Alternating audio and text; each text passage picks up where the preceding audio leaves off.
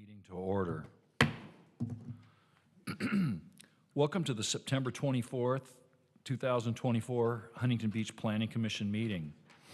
While the Planning Commission welcomes public involvement and free speech, it rejects comments from anyone that are discriminatory, defamatory, or otherwise not protected by protected free speech. Those comments will not inform nor be considered by the Planning Commission and may be cause for the chair to interrupt the speaker. Such comments will not be consented to or otherwise adopted by the Planning Commission in its discussions and findings for any matter tonight. Thank you. I would now like to call on Commissioner Adams to lead us in the Pledge of Allegiance.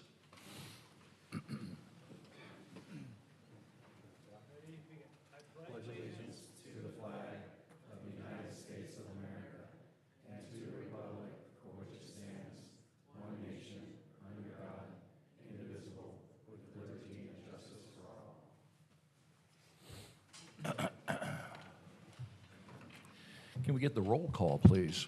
Commissioner Adam? Present. Commissioner Pellman? Vice Chair Kennedy? Here. Chair Twining? Here. Commissioner Wood? Here. Commissioner Rodriguez? Here. Commissioner Acosta Galvan? Here. We have a quorum. Thank you. Now's the time for public comments for items that are not on the agenda this evening. Do we have any public comments? We currently have one public comment signed up to speak for items that are not on the agenda. We do have several public comments that are signed up to speak for the Bolsa Chica Senior Project. And so they are waiting to see whether or not you guys were going to reopen the public hearing. Do you want me to call those now or to wait? Do we want to do the public hearing? I mean, not the public hearing, but the non-agendized item first? Yes. And then I'll make an announcement. Okay. Robert Granger, please come down.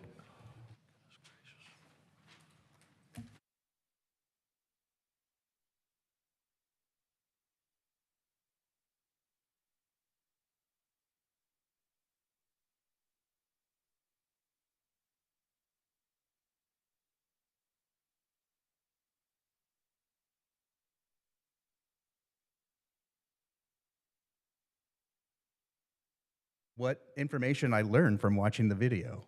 So those members that weren't there, I would go back and look at that meeting again, because specifically the topic we're talking about is the Kettler Education Center near my home has been operating as a maintenance yard for the last 6 years without any conditional use permit at all.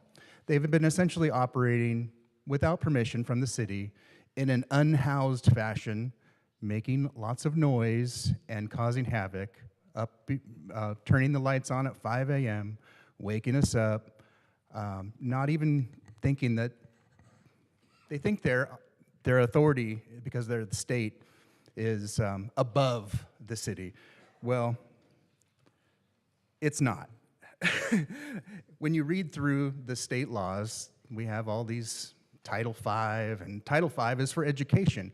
When you read through Title V of the Education Code, this is the California Code of Civil Procedures, it's nothing I'm hiding here, 53094, it talks about how the state has authority to put schools wherever they want. So for classroom facilities, yeah, 53094 does give them the right to build schools. But in subsection B of that state code, it talks about non-classroom facilities. And interestingly, it says, you know, if you have a non-classroom facility, you can't just do whatever you want. What if that non-classroom facility is a painting contractor or a blacksmith shop, something that doesn't fit within that area? And their proposal for a maintenance yard is against the state code. They're not exempt, and they must get back in line with every other business that operates a commercial business and apply with the Planning Commission once again the right way, just like any other citizen who is operating a business would have to stand in line and ask for a conditional use permit. They have never got one. They claim they're existing, but they were able to get right through the planning department, right through zoning, and get it approved without any oversight whatsoever. Because they made that little mistake, They thought they were exempt from any oversight, and it led them to make a notice of declaration that they're exempt from any CEQA investigation. So CEQA is the California Environmental Quality Act. Before May, I knew nothing about CEQA, but I sent out an email earlier to the council, and I wish you'd read through it. It's good information. Thank you, Mr. Granger.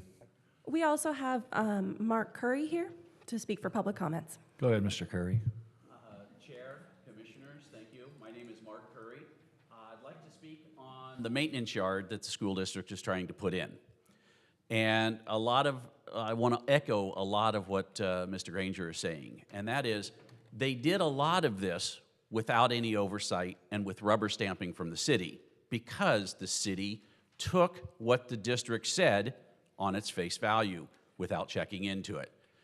And once you start checking into it, you realize that maintenance yards, bus depots, administrative offices and buildings have to go through the regular process of the Zoning and Planning Commission. Well, they bypassed all of that, and what we're asking you, the commission, to do is to get it back onto the Planning Commission, get it back into the regular spot, get all the plans looked at of what they're doing, look at the soil, look at the sound, look at the traffic.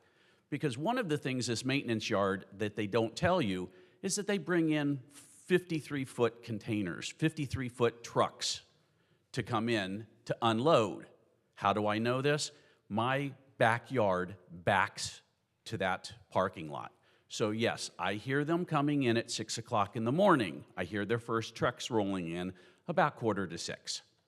So the idea is, are the streets that are in the neighborhood set up for 53-foot trucks? I doubt it. So all we're asking is that all of these things be taken a look at, and the only way to do that is through this commission looking and saying, okay, please take it back. Let's take a little bit closer look at these things. So I'm asking that you put this on your agenda also so that we as the community can talk about these things and we can understand how it's going a little bit better. At the last school board meeting, I asked them to be good neighbors. When it was a school, it was a good neighbor thing. But right now, they're not being good neighbors to either of us there where the maintenance yard is going to be or where the bus depot is going to be. And what we're asking is for you to help us as homeowners in the area to hold their feet to the fire and to the same laws that you would hold anyone else to. Thank you. Thank you, Mr. Curry. I currently have no other speakers for items that are not on the agenda. If you wanted to speak on an item that is not on the agenda, please let us know. Okay. Oh, do you have people that signed up? We have people that have signed up for the Bolsa Chica Senior Care Facility Project. That is on the agenda, but the public hearing was closed. Okay. So this was not going to be a public hearing.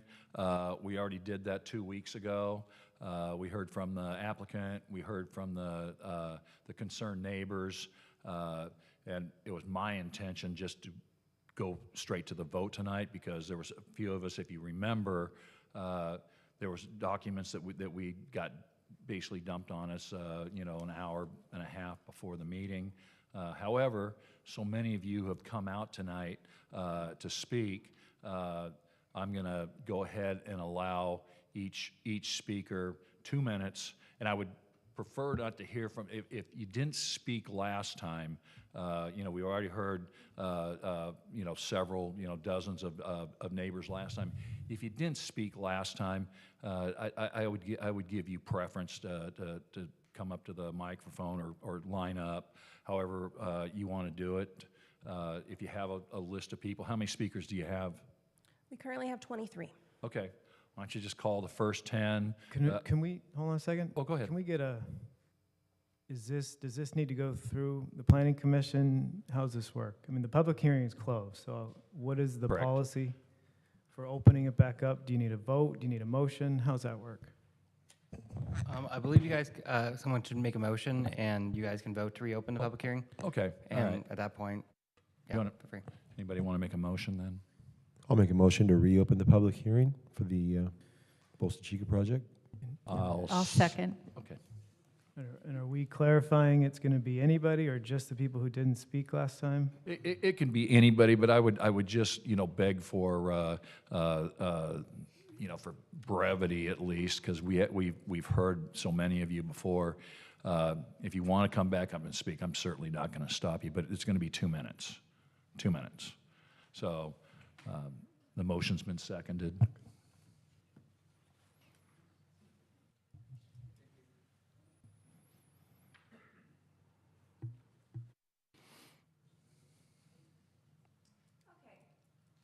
Okay, we have 5 ayes, 2 nays, Commissioner Adam and Commissioner Wood voting nay. Motion passes.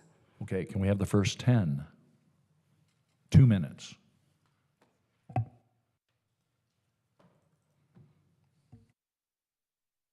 Okay, I'm going to call your names. Please come down to both podiums and introduce yourself prior to speaking. Amory Hanson, Henry Good, David Goodwin, Mark Tonkovich,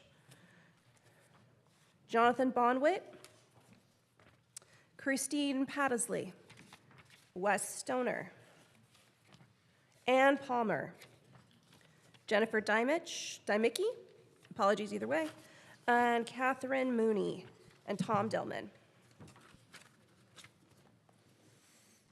Go ahead, sir.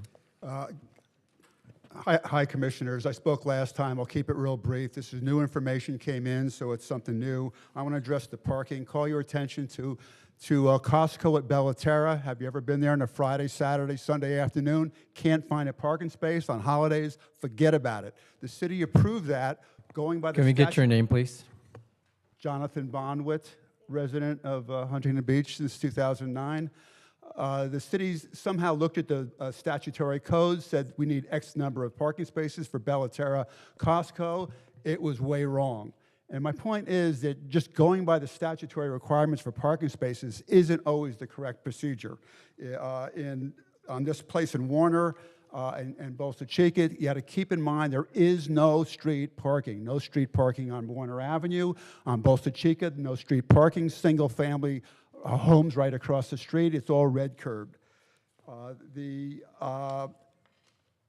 Brian Thanes Engineering sent you a letter, and in that letter, he researched 6 Clearwater projects. They average 0.77 spaces per unit. This project has 0.65 versus 0.77. 159 units. It calls for 123 parking spaces, not the 104 that they quote. So it's underparked by Clearwater's own standards, and that letter lists the projects for you. Moving on here, the developer hired Jeffrey Okel to give a personal opinion on the parking. He had no backup data, no trip generation rates, nothing to back it up. It was just a personal opinion, and I really challenge his assumptions. On employees, he had that you only need 47 parking spaces for 110 employees. They work in 3 shifts. The first shift is 38 employees, second is 32. He discounts at 70 employees on those first 2 shifts. He discounts 15% taking buses. Okay, I get it. So you've got what's left is the parking. He only has 47 spaces there, but he's not counting the overlap on shift changes. You got 38 employees on the first shift, still on duty when the second 32 roll in 15 minutes early before their shift starts. That's 70 employees. Discount the 15% for buses. You need 60 parking spaces for that. Thank you very much. Thank you. Vote no. Thank you. Next speaker. Good evening, Commission. Thank you for the opportunity to speak again. My name is Henry Good. I spoke last week, but I have some new information. On Saturday night, approximately 7 p.m. at my home on Fox Hill Drive in Huntington Beach, a young man knocked on the door asking me to sign a petition. He further explained what the petition was for, was to stop the building of a 5-story condominium on the location of Little Caesar's Pizza on the corner of Warner and Bolsa Chica. He said it would ruin the neighborhood. Please sign. I said, young man, you know that what you're saying is completely incorrect. It's not a condominium complex. It's not 5 stories tall. And I'm not sure where you're getting this information, but anyone that you're asking to sign the petition is being asked under false pretense. And I think you should go back to whoever gave you this information and check it. So I ask the commission members to please be aware that this occurred. Thank you very much. My name is Henry Good, resident for more than 30 years, own 2 homes in Huntington Beach, and I'd like to retire here. Thank you. Thank you, Mr. Good. Next speaker. Please line up at both podiums, and please make sure to state your name when you begin. Hi, my name's David Goodwin. I'm a Huntington Beach resident, and I live in Brightwater, and I know you guys are Huntington Beach residents as well. And I just asked, there's a lot of people that are here showing up today. I have a full-time job, got 4 kids at home. I got 210 signatures from locals that a lot of them had no clue this was even happening. I don't think that we're saying no to senior housing. I have aging parents, and I want them to have housing, and I want them to be close by. But I also, when I look at, you know, what a 4-story plus building looks like, I don't know if that's exactly what our city's looking for. And this happened in a very short period of time. There's a lot of residents that live in Huntington Beach that are just not aware of what is actually happening here. And then the developer is going to submit, and they're going to tell you that, oh, they're going to start intentionally really large, and they're going to shrink it down to show that they're making progress. But at the end of the day, it's still way too big of a building. You know, it's right next to the wetlands. It's on a very busy area. In Brightwater, there's only really 2 entrances to that area.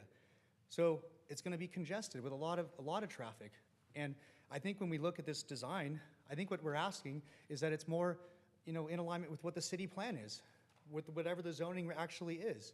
Now, of course, they want to, you know, spend as much money as they can and make the best return they possibly can on their investment. So they're going to do what they can to push that agenda. But at the end of the day, when you talk to local residents, like ones that actually showed up here today, after hours, they're not for this type of development. They bought a home in Huntington Beach because they want to live in a single-family residence area. If they want something big development-wise, they'll go to LA. They'll go to other parts of town, or these developments or maybe by Bellaterra, where they're a little bit easier to put in. But it's a high-density development like this, so close to these neighborhoods, I don't think it's the best bet. You know, I've got kids that ride around on their bikes. We walk our kids to school sometimes. It's already a challenge to get in and out of that area. You know, imagine if something, you know, over, for example, by the Trader Joe's over in Huntington Harbor went in, a huge development like this. I just asked that if you guys, you know, just please take in consideration, there was a lot of changes.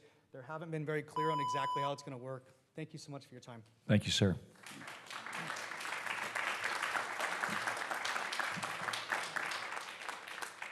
Good afternoon, Mark Tonkovich. Moved to Huntington Beach in '82, been back and forth 3 times. I wasn't here last time. I was here a lot earlier in the year. I don't live in that neighborhood, but I got curious and walked it. And basically, you're looking at some single-story ranch houses. You're looking at mainly 2-story apartments, 2-story houses, other houses smattering in there. There are some 3 stories, not a lot. I would guess 5%. So we're taking this lot here, and we're looking at, before it was 5-story, that was way too big. 4-story doesn't fit the neighborhood at all. I mean, there's nothing like it there. It'll just be overbearing. So I just wanted to voice my opinion that I don't think that's a good idea to do that. We have to have some integrity to our neighborhoods, and we already blew that in a lot of areas of this city, and I hate to see it. Please don't let it go. Thank you. Thank you, sir.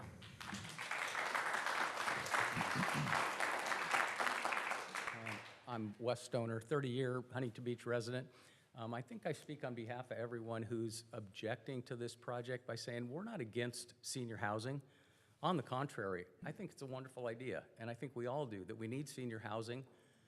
We just don't approve of the scope and the size and the scale of a scale down to a 4-story building that's completely non-conforming in the area.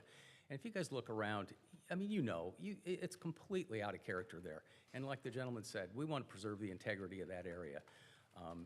I've worked with, I was in the title insurance business, land title business for over 35 years. I worked with dozens of builders and developers. And I will tell you that every one of those, with maybe one or two exceptions, their main focus is profit. They want to squeeze as many units into the smallest area they can. They'll sell their soul to get an extra couple of units in. And that's every builder and developer that I worked with for over 30 years. This is no different. This is a money grab. That's all it is. And I would just appeal to you that if this project was being built in the neighborhood where any of you commissioners live, I would like to think you'd be up here objecting to it as well. So I'd really like you to take that into consideration. Okay, thanks for your time. Thank you, sir.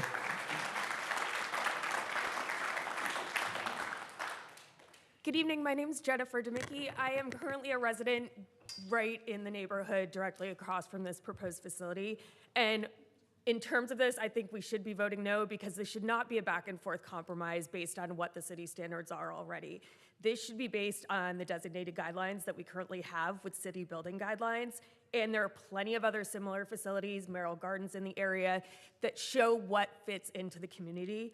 So with respect to the intentional decision that the city, the councils have made in the past to create a community that's not exclusive, like a community that's going to charge insane amounts for these condos for senior living, it's creating an exclusive community, not an inclusive for all of us.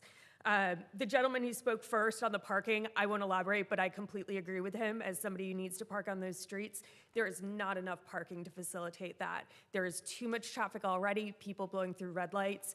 There have been 3 accidents right across the street in the course of probably 5 months. So it's unsafe in terms of the parking, it's unrealistic. No matter what size of the facility, definitely include more parking and adhere to those standards. And then in terms of what we're doing, I've seen this happen in San Diego where we are trying to just squeeze as much in as possible. You take one single family house lot and put 6 condos in. This is not a Huntington Beach standard. This is not the communities we want to live in. And I really hope as members, you choose to listen to every single person here that's coming out as a community member to voice where they want to be. So please vote no. Thank you very much.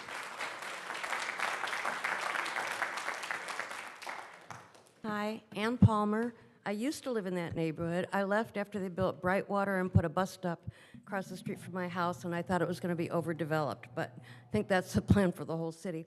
Again, if a specific plan is granted, it should only be for those attributes that need to be different than our general plan. So I think 3 stories is actually too high for this, but that should be the very maximum, would be 3 stories. If this is a memory care facility, an assisted living facility, why do you need a bar? All the activity spaces, I'm guessing, I'm very curious, I'm guessing they're building that open space within this massive facility that doesn't have enough setbacks anyway, so that later on it's easy to build more units internally. That would be my guess. So why not eliminate some of those unnecessary areas for assisted living and memory care, like golfing and movie theaters and a bar, and diminish the massive footage and give us more green space and lower height. I think that would be much more appropriate for the community. I also think that it's hard for me to believe that there's no impact to infrastructure. I believe that we already are challenged with infrastructure in the city. Having been on the OCC committee, I saw all the places where we were challenged, and a lot of those are around the harbor. We're doing okay on streets, but everything else is a big challenge. I also know that utilities and services are challenged, and every day we look at our budgets, how are we going to afford more? So I think overall, this plan, which is not being proposed by the landowner, but by a developer of a plan, I think it's being developed to create a plan that could be resold. So I say keep it with the general plan, 100% or as close as possible. Thank you. Thank you.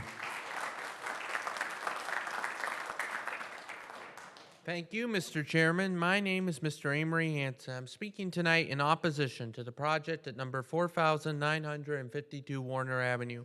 Many residents have expressed unique concerns regarding this project, including the size of the project and its impact on the very close Bolsa Chica Ecological Reserve. I too share those concerns. Once again, I urge a no vote on the project at number 4952 Warner Avenue. Thank you. Thank you, Mr. Hanson. I want to call down the following speakers. Please line up at the podiums. We have James Philippan, Tim Lawless, not sure, Dan Gromersh, Brian Themis, Perry Clitheroe, Cheryl Browning, Marcy Zeller, and Deborah Cohen. Please come down. Thank you. My name's Christine Podesky. I'm a 43-year resident of Huntington Beach, and I encourage you to vote no on the Senior Living Center. It's still way too big for this area, as people have said. There's not enough parking, as people have said. And I think a lot of us are frankly pretty skeptical about it. I don't think there's a need for very high-cost senior housing in Huntington Beach.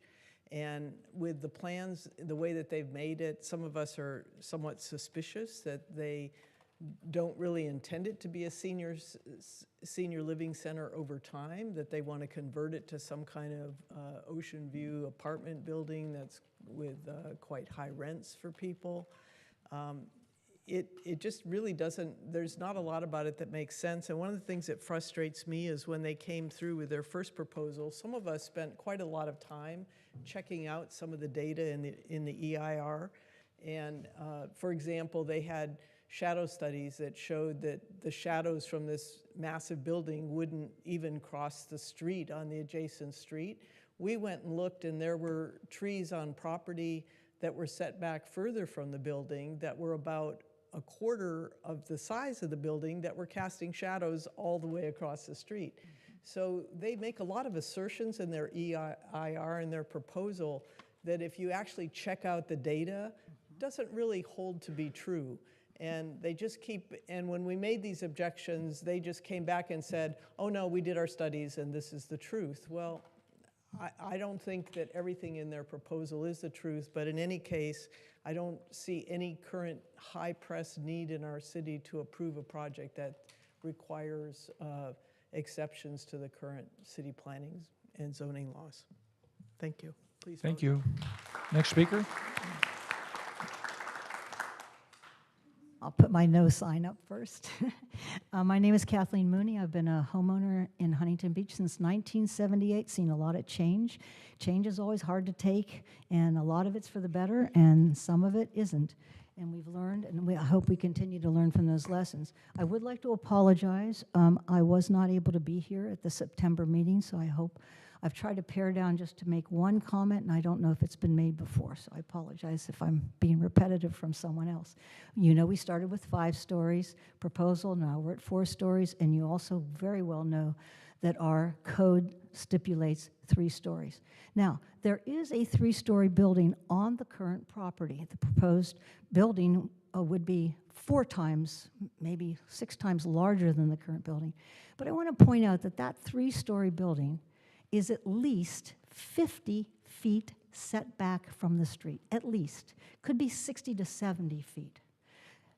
As you well know, the current one is going, I think it's a 10-foot setback. So that's a significant difference. I want to call your attention to attachment 1, section 1B, policy H 1.1, where it states, this project will preserve the character, scale, and quality of established residential neighborhoods. The established residential neighborhoods, there are 3 single-story homes around this. There's an industrial building adjacent to this property that is 1 story. And as I said, the current code is 3 stories. It's too big, and we all know when you want something, you start big. A kid doesn't ask for a single scoop of ice cream, they ask for 3. And then you whittle them down, you know. Hey, how about we give you, and the kid will settle on 1. We need to settle that our code is good, it's valid, and it respects the neighborhood image and the neighborhood character. On page 4 of Appendix 1, findings for approval section, number 1 says they're going to meet the overall housing needs of the community. I apologize, but I've never seen a needs study, and I've never heard what a unit will cost. But I thought they were originally going to be 3 minutes. I apologize. Thank you. Please vote no. Thank you.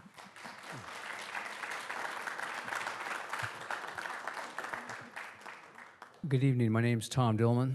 I'm on the board of directors for the Cabo Del Mar HOA, and I'm here to talk about the project. And a couple of things I didn't mention the last time on the 10th, one of which is that concerns me and the community that this place that they're planning to build is too far from a hospital. The nearest hospital and emergency room setup is over on Beach and Slater. So you're talking roughly at least a 10-minute drive, with no stops or anything. And that's just too far. If you take a look on the website for Clearwater, you'll see that they boast from their North Tustin facility that it's being close to the OC Global Market or Global Medical Center. Why can't they do that here in Huntington Beach, have it close to medical treatment? Just think of what the things is like over in Bixby Knolls, where they have senior facilities close to a hospital. Let's do that here. I went on to Nextdoor app, and I noticed I ran 3 polls, one for 4 stories, one for 3 stories, and one for 2 stories. The 4-story one said over 70% negative. 3 stories was 64%. But if we can get this down to 2 stories, the people are in favor of it. They'll give a thumbs up to it. They're not happy about it, but they understand that there is a need for senior housing. I mean, this is gold-plated 5-star senior housing that your grandma, your elderly grandma that's living on Social Security can't afford, but we recognize that it's needed. So I ask that you reject this 4-story model, kick it back, work with Clearwater and the planning department, see if we can find a better location closer to a hospital for these folks. If they care so much about seniors, let's find a place closer for them. Thank you. Thank you, sir. Good evening, Chair Twining, Commissioners. My name is Brian Thenis. I hope you received the letter I sent the other day, and I hope it's clear that what you're seeing is conflicting information. And I appreciate those of you who met with me. And what I understood from that our meetings is that you were voting for this project because, or voting in favor to recommend this project because you thought, hey, there could be a worse project coming that's allowed by state law. And Mr. Lawless here at our last hearing said the developer could come along and build a 300-unit apartment building, and obviously he must be quoting Senate Bill 6 or Assembly Bill 2011. Has anybody read those bills? Yeah, I did. And it says in both Senate bills that, the idea is to take commercial corridor properties like this one and convert it to residential. But it says to use the nearest adjacent zoning. And it says which this property would be applicable, RMH, and if you look at the RMH standards, it's 35 feet and it's 70 units given the area, the floor area. They give a minimum floor area. Also, funny to note that you can't use those 2 Senate bills if you're adjoining to an industrial building. In their original EIR, they said the Frontier building to the south was an industrial building. They changed it to say it's an office building. It's an office building with 1 window and louvers. But it was really nice of Nossaman and Associates, the attorneys for the project, in their recent letter said the project would be compatible to the industrial development to the south. So again, it's an industrial building. Those laws don't apply. There is no 300-unit building. I think they use the square footage bulk thing. I don't know how they came up with 300 units, but it would be 70 units plus maybe 50% addition for affordable housing bonus. So Thank you, sir. Yeah. Thank you.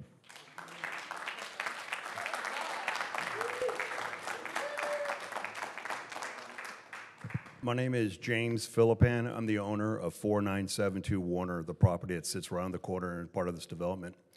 A couple things that I find interesting is that the majority of the people that oppose this project live in Brightwater, which is one of the largest controversial projects we've ever had in the city of Huntington Beach. So I can hear them, but I don't know if I can listen to them. They're talking about the wetlands, but yet they live on the wetlands. So their voice is heard, but we have to really listen to what their ultimate goal is. I've heard a lot of facts here in the last year in regards to traffic and such. I own the Little Caesars that sits in my property. We have an average of 100 to 150 cars per day that goes to just that single tenant. I'm the owner, that's a fact. I hear a lot of hearsay in regards to parking and traffic, more traffic. Manny's building behind me right now is about 70–80% empty, and there's more traffic now with that being empty versus the new project coming forward. A lot of this is perception versus fact. I looked at this and I was gonna leave this property to my kids, but in the last 10 years, the business environment has changed on strip centers like this. The reason I have tenants there is because I have not raised rents in 10 years. Call any of my tenants, because I am a user-friendly landlord that wants to see people succeed. When you hear people saying they're gonna be displaced, I would never displace any of my tenants. I've grown to become friends and family with them. I've told them that I would help them move to another landlord that has empty facility lease. Drive around. The one sign you'll see at almost every corner is for lease. It is a site you're about to see in the next 5 years, I can guarantee it. So what we're doing is looking for a project that makes sense so that our corner doesn't sit half empty, or that I have to make different situations for myself a business to keep people in business. I've lived here for 53 years. I've lived in Brightwater. I've lived in Huntington Harbor. I would not put a project there that I would not want to drive by for the rest of my life. I'm not going anywhere. I have business and travel throughout the United States, and we live in the most beautiful city there is in this country. Thank you, sir. Thank you. Good evening, Commissioners. Cheryl here, a 40-year resident of the city. I spoke on this item 2 weeks ago, but I just wanted to drive home a couple of facts. I presented the fact that this proposal does not address the responsibility of the developer to substantially improve all infrastructure, because this quadrant regularly experiences power outages. Some, as I mentioned, just last 8 hours, and the Ralph's shopping center was totally affected, as well as the neighborhood to the south. This area is not a new one, so it needs sewer, electrical, gas, water improvements, and they must be required by any good planning and any developer that comes in. I'm going to skip number 2 and go to number 3. It's very important to note that the developer does not own the parcels of land that this development is being proposed on. So that means that they are fishing to see if they can push the limits and go against the general plan to see just how much they can get out of the planning department. I am repeating that we want successful businesses to make a good profit, but not a killing on the backs of the tax-paying longtime residents who will be here long after the developer skips town to go to the bank. Every smart person knows that if something doesn't match, then it just doesn't work. And this project, as proposed, just needs more acreage to achieve a better setback, to accommodate the building bulk, as well as present good aesthetics to the surrounding residents.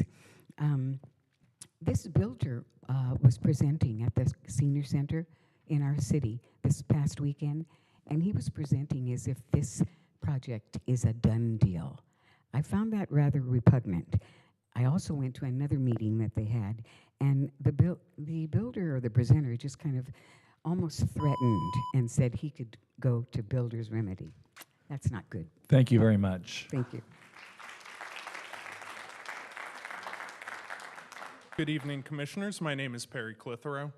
I'm here tonight urging your approval for the Bolsa Chica senior care community, as well as for the Midway Concepts mixed-use project that's up next for the evening. As I've mentioned in previous comments, I'm here to deliver the consensus of the economic community, which has been studying the phenomenon of rising housing costs. Years of research have concluded pretty decisively that these rising costs are the result of burdens placed upon construction companies by thousands of local municipal zoning codes, the subjective approval processes they are required to endure, and by the massive fines, fees, and penalties that are levied from developers. Those fines, fees, and developers, by the way, as we economists look at it, are a direct subsidy from these construction companies to the homeowners and existing residents of the city. That's the direction the money is going. We're facing a pretty significant deficit over the next few years. And as I understand it, I think there's $3.5 million in fees, fines, and penalties and different things they're going to have to pay. That's going to go a long way towards helping that.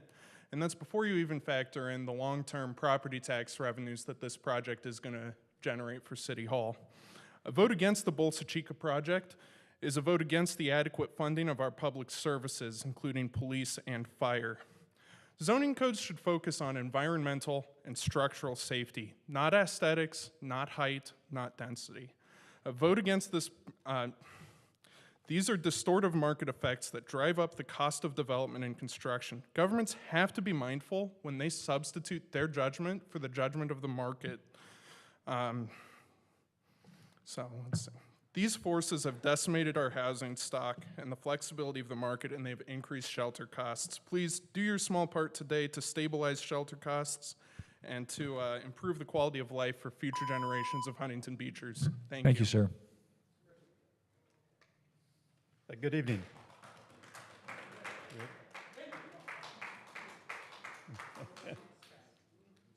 Good evening. My name is Dan Gromish. I've been a resident of Huntington Beach since 1991. My family moved here. I've been actually transferred there and back 3 different times, so we've now retired here. We really love Huntington Beach. Our child was born here. And based upon the reasons we've heard earlier, I object to this project in its current configuration and format and request the Commission to reject it. This project should align with the city's existing zoning plans with no exceptions. We moved here and we retired here based on the existing zoning laws to escape the high-density developments that you see in LA County and other areas. As a result, I urge you to honor our existing zoning laws and deny this project in its current configuration. Thank you. Thank you.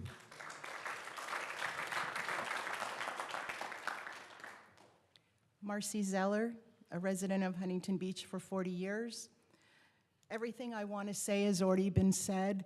The only thing I'd like to add is for you to intentionally vote for something that doesn't have enough parking, that's aesthetically not fitting in the neighborhood, is something you should really consider. The builder doesn't live here, but we do. Thank you. Thank you.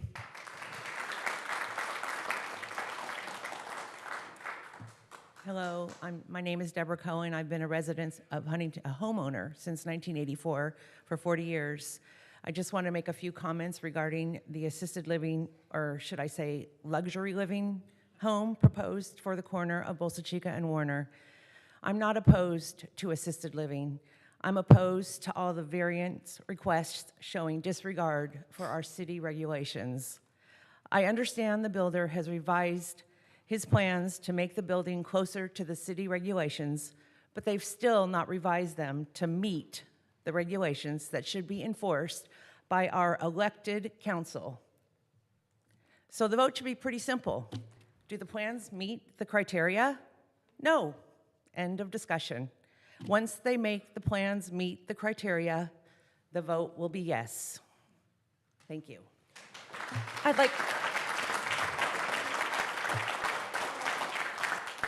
like to call the last of the speakers. Please come down. Jim Murray, John C., Jonathan Bonwit, oh wait, you spoke already, Becky, and Emma Clay.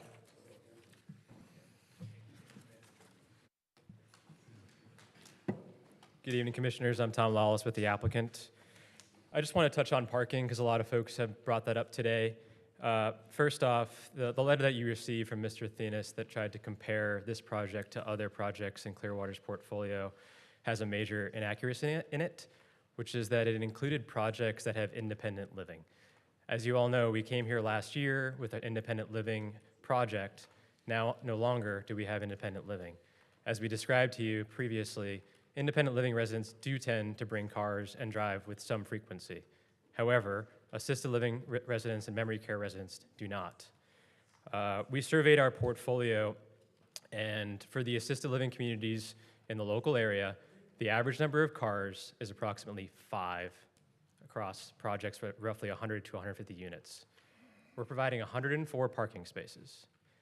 At the peak time, when staff is changing over, which was analyzed, which was incorrectly stated that it was not, We estimate approximately maximum 47 employee cars at the max peak turnover. And as I mentioned, across the portfolio, maybe 5 cars for assisted living residents. That's 52. We have 104 parking spaces. Unfortunately, there's not going to be 52 visitors that are all there at the same time for less than 200 residents. These folks don't receive visitors as much as they should. Nextly, I'll say, someone came up and talked about over 200 signatures were received. You heard someone speak about the folks that were collecting those signatures spreading falsehoods about the project, so it can be difficult to believe or understand what may be told to those people who signed that piece of paper. They also brought up a board that showed a 4-story project. It's not our project, so I'm not sure what that is, and I'm not sure if that was included in the communication that was going out to residents. I'd say lastly, a lot of folks are talking about follow the existing zoning, and we are within the height limit, so you might not like 4 stories, but that's less than 50 feet, and that's what the height limit is. Thanks. Thank you.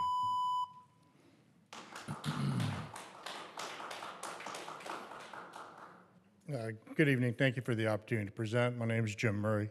I'd just like to use the parking issue to exemplify the mindset of the developers and their lack of concern, not only for the surrounding community, but also as well as the tenants that are going to be living there. If you don't have enough parking on site, you're going to have to park off site. Bolsa Chica is currently impacted by the condominiums and the apartment buildings that are along there. The subsequent alternative is parking on Los Patos. As a tenant, as a senior tenant, I would not want to have to walk a quarter of a mile, half a mile to get to my senior housing parking off-site. I think it reflects a lack of concern, not only for the people in the community, but also for the tenants that are living there.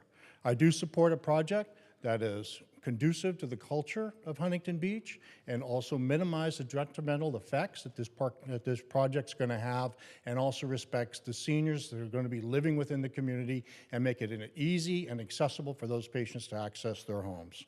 I think this reflects the developer's only concern is for the financial gain and reflects no concern for the community. Thank you very much. Thank you, sir.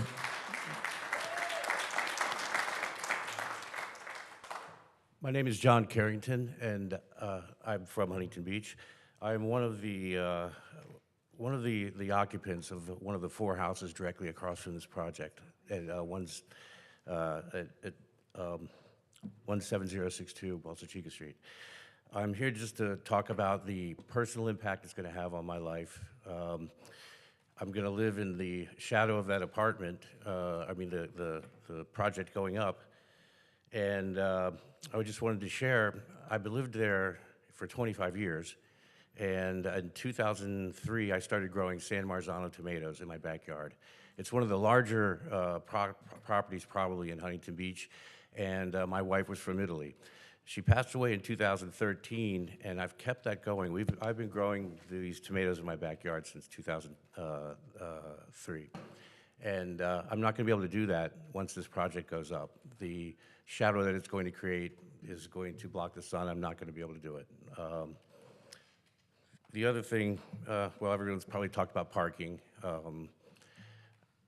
I love my neighbors at Brightwater, but since about 2015, when they finished that project, I can't back out of my driveway.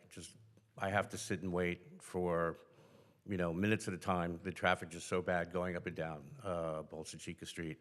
But, you live with it. But with this thing going up across the street, with the impact of the traffic, with the parking, it's just going to make us miserable there. And then probably lastly, the amount of dust that it's going to create for the 2 or 3 years that it's under construction, the noise. I live 75 feet from where this project's going to be taking place.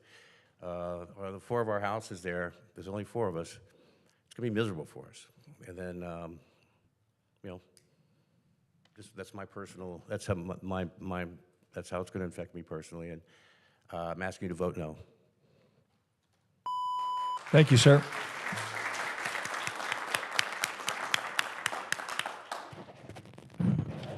Good evening, commissioners. My name is Becky L., and I brought a bunch of photos. My family has owned property directly across the street from where this big box is going to be built, if it's not revised. And No one will be impacted as greatly as myself and the other neighbors I have along Bolsa Chica single-family residences. We've been there for 4 generations. You can see this tree that's there, that's a landmark unto itself. But yeah, I'm asking that this be revised to meet the codes. There's even a new single-family residence construction there that was only completed in the last couple of years, and why this project would be allowed right across from some people that just built a new home for themselves is a misunderstanding to me. I just want to speak to one thing. Everybody's talking about senior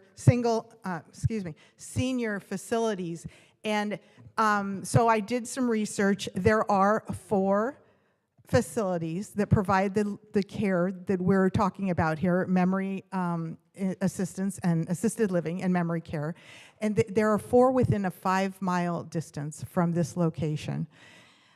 They all have vacancies, and none of them are more than 3 stories high. And granted, they are smaller footprint for the individual units. The one that's proposed here is over 2,000 square feet for an individual unit. I don't know what senior who's got memory care needs 2,000 square feet for. I don't know where you guys live.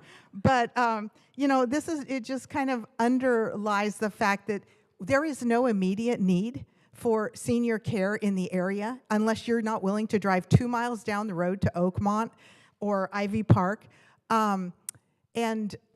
You know, there's time to actually get this right. I don't believe that, and we would be here having this discussion if it weren't for the fact that it was out of code. And I wish I could have shared my pictures with you because thank you very it really much. is a beautiful Thank you. spot. Thank you.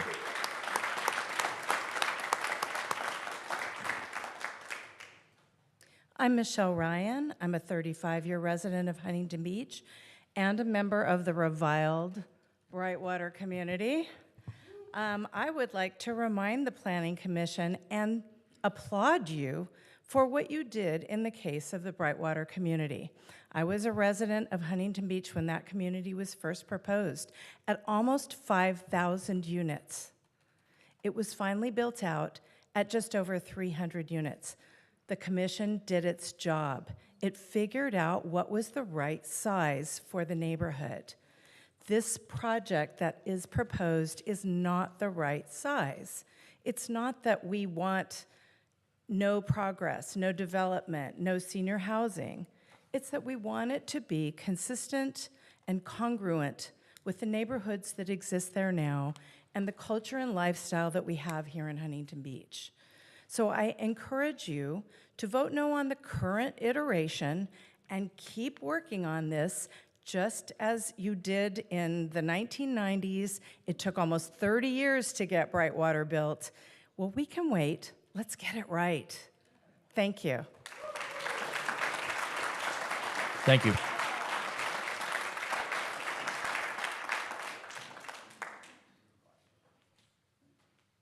Good evening. My name's Emma Clay, and I appreciate the opportunity to speak to you tonight. Before I share what I wanted to share, I just wanted to make a couple comments on prior information here. The petition that was circulated, I read and was accurately described the project here. So I wanted to kind of clear that up. In addition, I visit my mom in a retirement home, a skilled nursing facility regularly. There are a lot of families that visit all day, every day, Monday through Friday, Saturday through and Sunday. So the estimates on visitors I don't think is really accurate. And I do think that parking is a problem. When people can't park in the parking lot, they're going to park in the street that on Bolsa Chica closest to the wetlands wetlands access. If the public is prevented from accessing the wetlands, that I think has a significant impact to our community. The Bolsa Chica wetlands are a treasure. We need to be good stewards and we need to protect access. And if folks can't park to access the wetlands, they won't get to visit that. And I think that would be a crying shame. In addition, as what's been previously mentioned, the amount of dust and dirt that's going to fill the entire community is going to be substantial.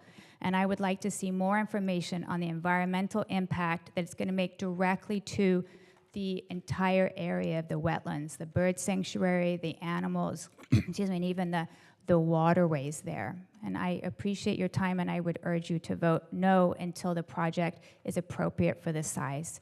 Thank you very much for your time. Thank you. We have no one else signed up to speak. All right, that'll end the public comments. Commissioners, do you have any question for the staff?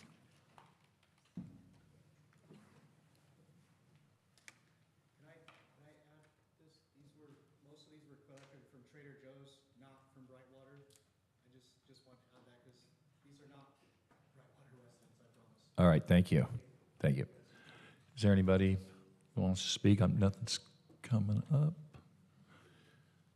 Okay. With that, Wait. Oh. Are we speaking before the vote at this point? Or yes. So we're going on to a vote? So you have to close the I did. You did, Banged okay. it. I didn't hear that. I was looking at this. Okay, so I do have a comment. Actually, I have a lot of comments. Okay, first of all, do we disclose who we talked to? Well, since it was kind of an unofficial public hearing, you can go ahead and disclose that if you'd like. Is everybody going to? Sure. Just asking. Okay. Yeah. Okay, you want to? Chair, I'll go first. I did have a conversation with city staff, clarifying a couple items. That was all. I had conversations with city staff. I had a conversation with the developer. I had comments with the community. And I've also, that's it, besides my husband. No disclosures? I spoke with staff. I spoke with staff. I spoke with a representative of the developer. I also spoke to a representative of the developer. I spoke with staff. I spoke to a representative of the applicant, and I reviewed the September 10th, 2024 meeting. Any more? Okay. Now questions for the staff.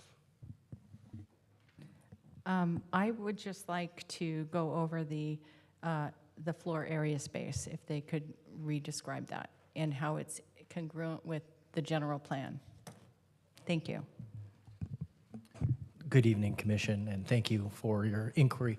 Commissioner Pellman, are you referring to the floor area ratio specifically? Okay, no, that's fine, just for the purposes.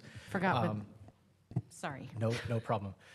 Floor area ratio is a calculation of building size in correlation to the overall size of the property. And so just a general example, if a FAR requirement is 1.0, that means that the largest building that could be constructed on a site is a building that is the same square footage as the property that you would build on. In large part, the floor area ratio is established by the general plan in the land use element. Each of the different designations carries its own FAR cap. The mixed use designation in the general plan does not have a formally established FAR maximum.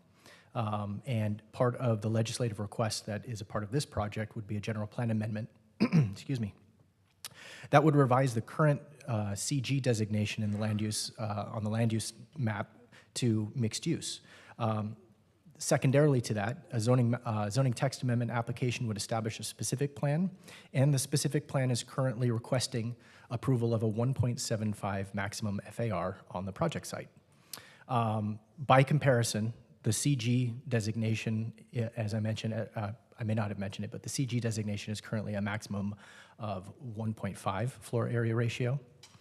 And the project as it's proposed at its current configuration and square footage represents about a 1.68 floor area ratio. So it's right in between what the CG general plan would allow by code, which is 1.5, and the 1.75 maximum FAR that the specific plan would activate on the project if it were approved. So is it considered high density? There is not an established definition for high density. Please, please, I'm thinking, okay? Thinking here. Thank you. I have voted in the past to not support high density. And it was brought to my attention that the FAR, the floor area ratio in this project, because it's asking for a change in the specific use, specific plan, is that it is considered high density. That's what my understanding is. But with that said, changing gears, I basically wrote some notes while everybody came up here, and I would like to comment to them, okay? The parking, comparing it to Costco is not, it's like apples to oranges, okay? It's not appropriate to compare it that way.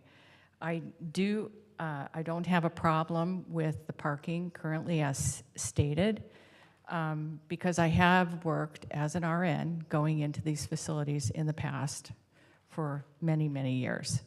And as I forget which community member mentioned that they were comparing it to a convalescent home or a SNF, which is a different use than what is currently being proposed. And I've never had a problem with parking. In fact, I parked right next to the front door all the time. And so I just want to say I disagree. I agree with the parking study. The employees with 3 shifts, again, goes to the parking and being able to pretty much park wherever I want whenever I go into these facilities. And it's not just in Huntington Beach. It's all around Orange County and in some places in LA. I agree that with the one community member that said that people that were asked to sign the petition were not aware. I've been told that by people telling me that. And I think standing outside of Trader Joe's and asking to sign petitions is not the wisest use of informing the public. In fact, in my opinion, in the past, it does not inform correctly. It's very biased, in my opinion. Please, please, please. I asked staff, and this is what I asked staff to do, was to look into the facilities that are currently in either using or being developed, and how many of the 4 had an ABC license, type 47. And it was 2 of them at the start of construction had an ABC license. 1 after construction, and I don't know the timeline, but so 3 of the 4 have ABC license, okay? Just to clarify that for everybody. The other thing is,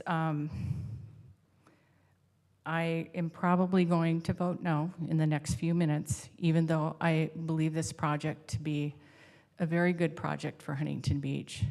And I'm very sad that I'm going to most likely do that. But I do not agree with the way that the community was misinformed, in my opinion, on multiple levels. And that concludes my comments. Thank you. Anybody else have any comments? Thank you, Chairman. Commissioner Wood. Thank you, Chairman, or Commissioner Pellman. Those are good thoughts for sure. I have quite a bit I want to address here. One is, I think everybody can agree that at some point senior housing is going to be needed for our aging population, absolutely. The current uses are no longer viable, as Mr. Philippan has stated. My wife worked in the office building for several months last year. I visited that office building multiple times, and she literally had to call me at night when it was dark to get in her car because she was scared because of the drug use she found, needles under the stairway. She found remnants from people spending the night. So the current use obviously is not working. The existing buildings are starting to be deteriorated, and the property owners want to, sell, which is understandable. I appreciate the fact that the applicant reduced the size of the project by 30% based on community feedback. I think from an aesthetics point of view, it does have coastal architecture, which does fit in other parts of the city. The main reason for the specific plan and addressing the FAR is, yes, it is a little bit higher. In my opinion, if you read through the allowable uses in the CG zoning text, most of those uses contemplate surface parking, not a building that encompasses more of the property. And in this case, surface parking really wouldn't work in this application. So the FAR, in my opinion, does not drive it to high density. And I think calling it high density is a little bit misleading because this is a senior care facility with rooms like a hospital. So I guess if you think it's high density, then I guess we shouldn't build any more hospitals because they are very high density. That's a fact. People are fixated on the 4 stories. The current zoning allows for a 50-foot tall building. Anybody can go out there tomorrow and build a 50-foot tall building.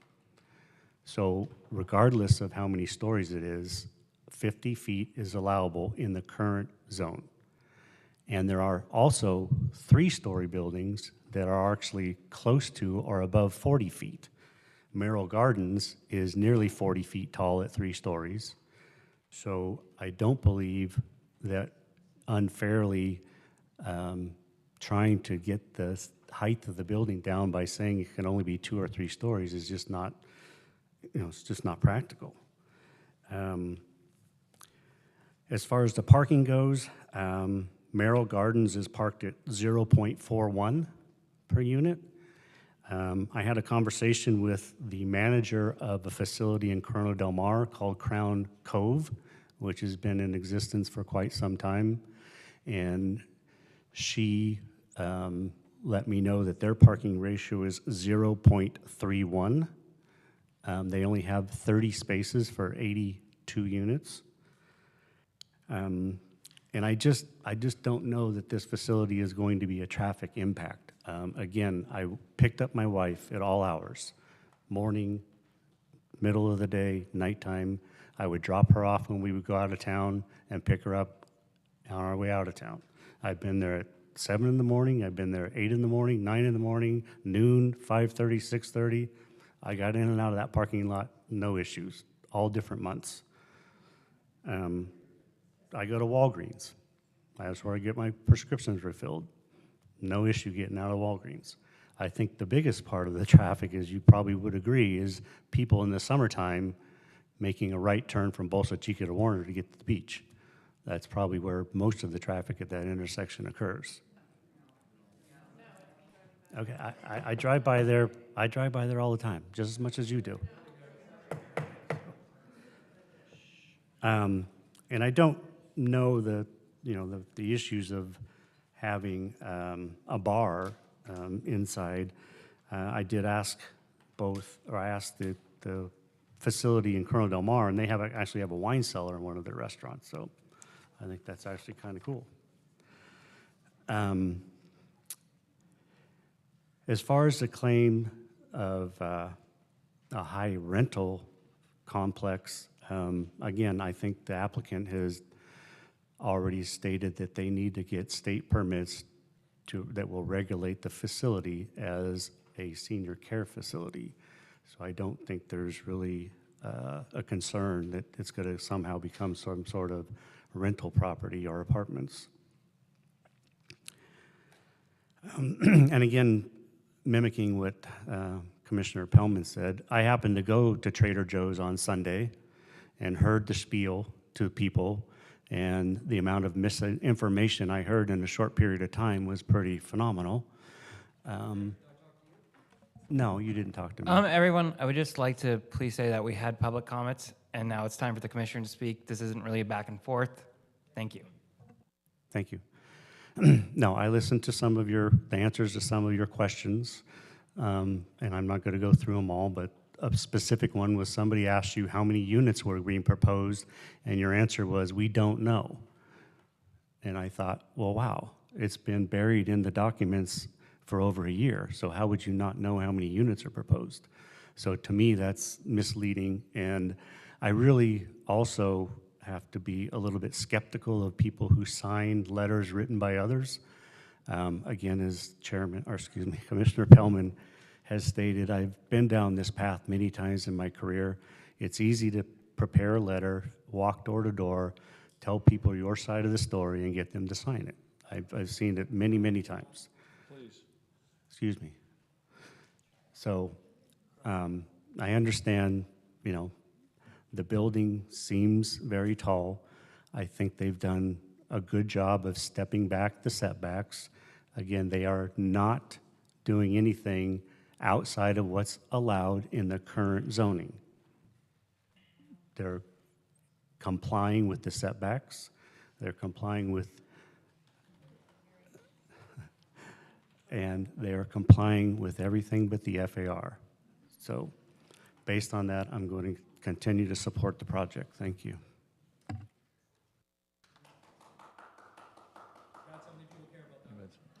Yeah, if I may. Commissioner Adams. Thank you, Chairman Twining.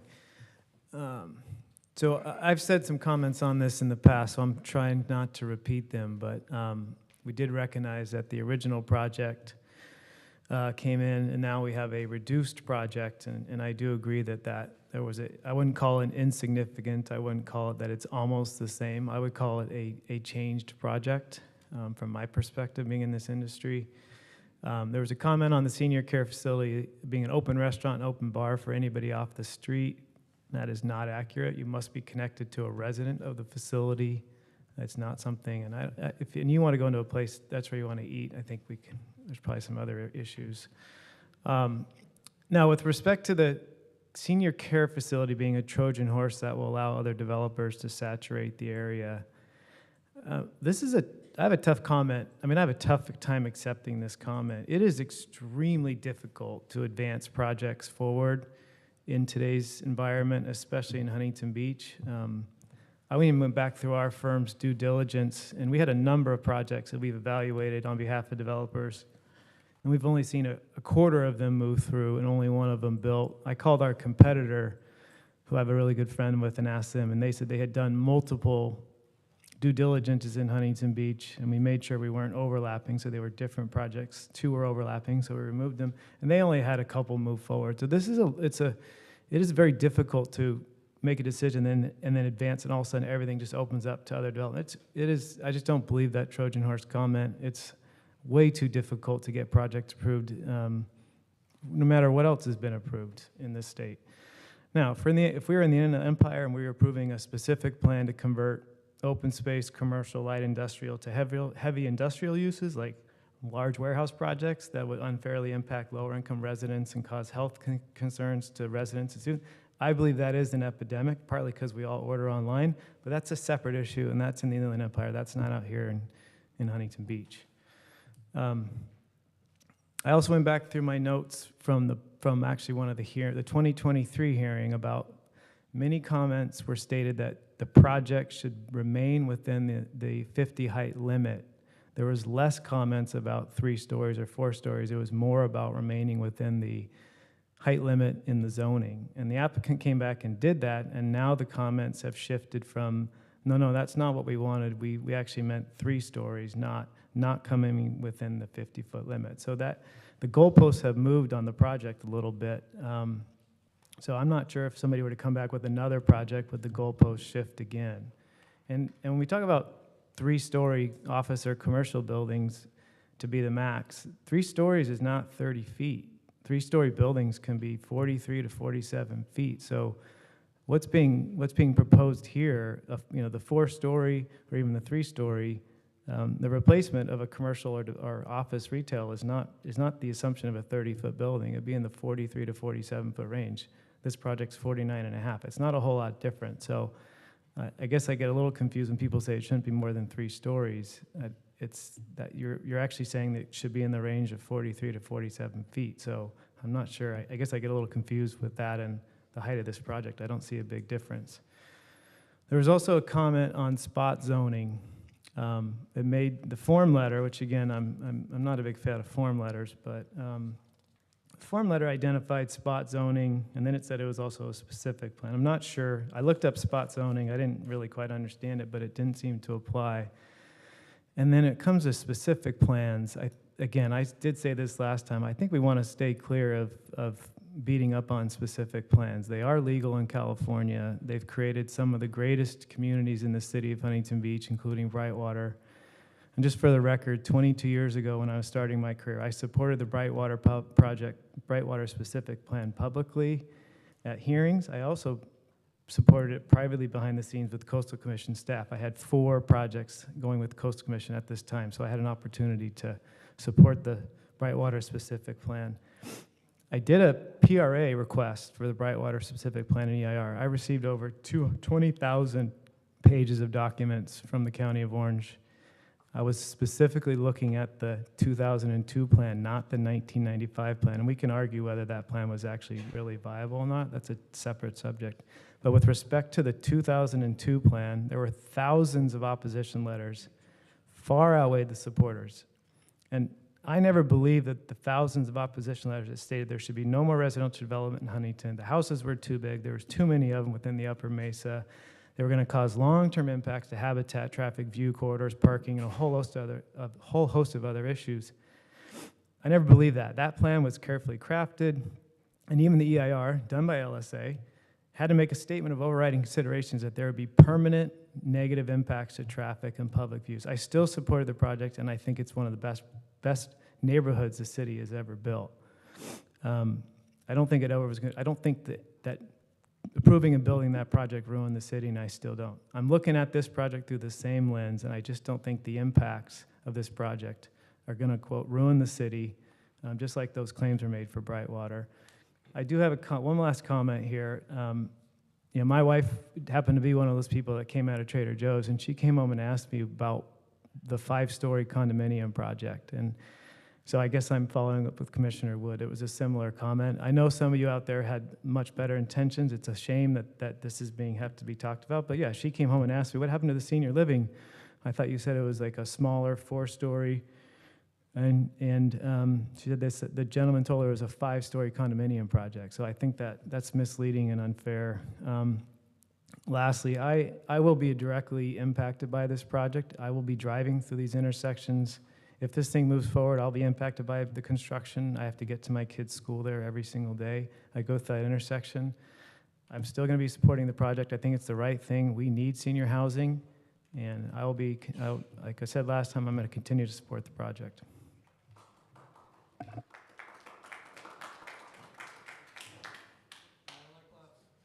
Commissioner Twining adjourned for just a moment. He said I could go ahead and speak. I think he's back. But just a couple of comments before the vote. You know, with Commissioner Wood down there, the one thing he did leave out, he said, you know, it all fits based on the zoning. The one thing that doesn't fit based on the zoning is the actual use. And it's kind of important in my opinion. And the analogy of moving the goalposts is fitting as well, Commissioner Adam, because when you take a commercial general zone that was just put into play in 2017 with our general land use plan, and you move the goalpost to accommodate a new use, that's the epitome of moving the goalpost. So that's just kind of how I look at it.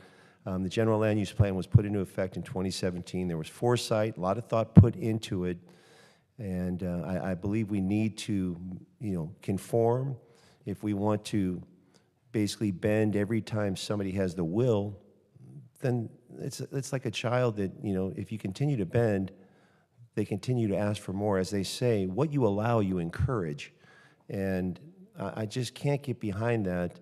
And I respect everybody up here, but we went back and forth on the specific plans. At one point, you guys tried to make it seem like it was commonplace. There's only 4 out of 19. That is not commonplace. And whether or not specific plans have generated the greatest neighborhoods ever, that's left to be discussed at some point. But I believe our city is capable of designing plans, and we should, you know, conform with what the cities can put forward. I'm not a fan of specific plans per se. With all that being said, When we're ready to vote, I would like to make a supplemental motion, but thank you. Thank you, Commissioner Kennedy. I just have a couple things to say. Chair, I'm sorry. Could I ask a question? Oh, sure, go ahead. I wanted to ask about what kind of impact fees will this project be paying? And like if you could outline those and where those go for paying for things in our city. Sure. So just generally speaking, we do have development impact fees that apply to all new development. Those fees are collected at the time that they are submitted for building permit plan check. The development fees may include things such as fire fees. There's also building fees, and I have to say I'm probably not the foremost expert on that, but we have a permit center staff that basically takes the size of a project and calculates based on the size of a project what the appropriate amount would be to collect. The fees that are collected generally go toward supporting city services and the city staff that provide those services. That includes infrastructure, but also law enforcement and public safety in the manner of fire, marine safety, and things of that sort. So they are allocated toward long-term investment in the community. And those development fees are also separate from just a permit fee. So they would be submitting and paying development fees on top of just a standard permit review fee that would be applicable to all elements of the project. Great, thank you.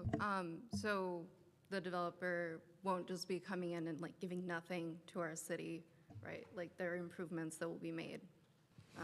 That's correct. Okay. Yeah. Okay, that's it for my questions. As to comments, I'll be supporting the project. I supported it last year when it was much bigger, and the developer has come back with a revised and smaller project that's reduced in height and scale, and it's gonna have a lower intensity use than the current commercial general designation.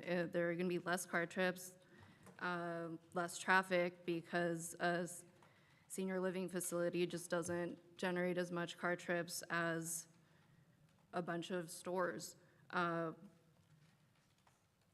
that's all. I do. Commissioner Kennedy? Hello, Hayden. If a new conforming use came into this corner, would that generate impact fees? All new development would generate impact fees. And because it's zone commercial general, retail is part of that zone, is that correct?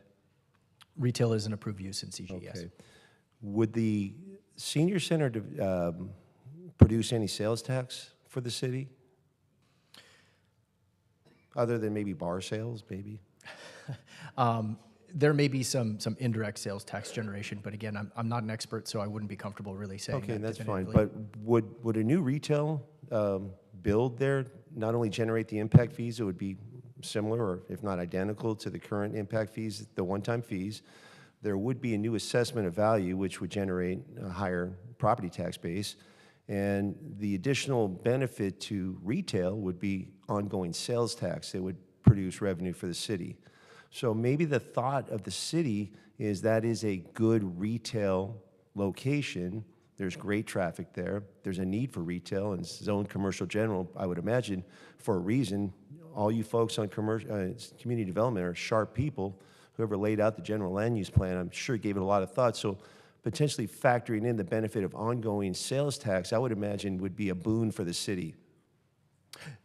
That's accurate, and I would also follow that up by saying that the proposed facility would also provide new residents on the property, and those residents could also similarly generate additional sales tax revenue with the surrounding businesses, including visitors of the residents of the facility, employees, for example. So yes, that would be accurate. Thank you. All right, it's finally my turn. Thank you. Well, first, I want to just commend everybody for coming out tonight and giving us all your concerns, your questions, all that. I want to commend the developer on this, who has worked very hard to try to find a middle ground. It started at 5. I think everybody wanted 3, and he came back at 4, and he lessened the size by a third. And I really believe that they've tried to reach a, you know, kind of a compromise.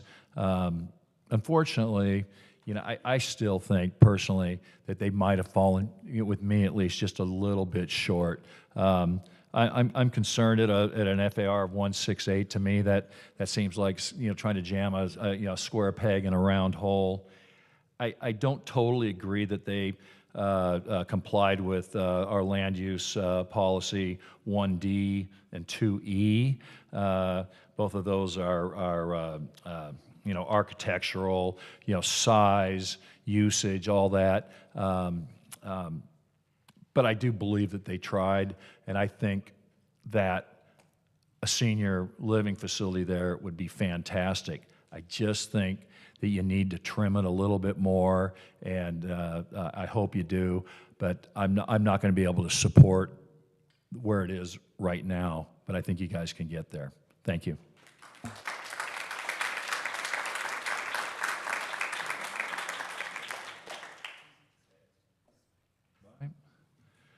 Excuse me. Oh. Hayden, can you confirm that the proposed use is allowed in the CG zone?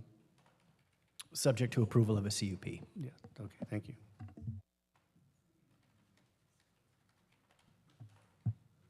Commissioner Adams? Oh, no, I'm just curious, Vice Chair Kennedy, if you want to, on your motion, if you want to talk about it, or you just want to throw it out there.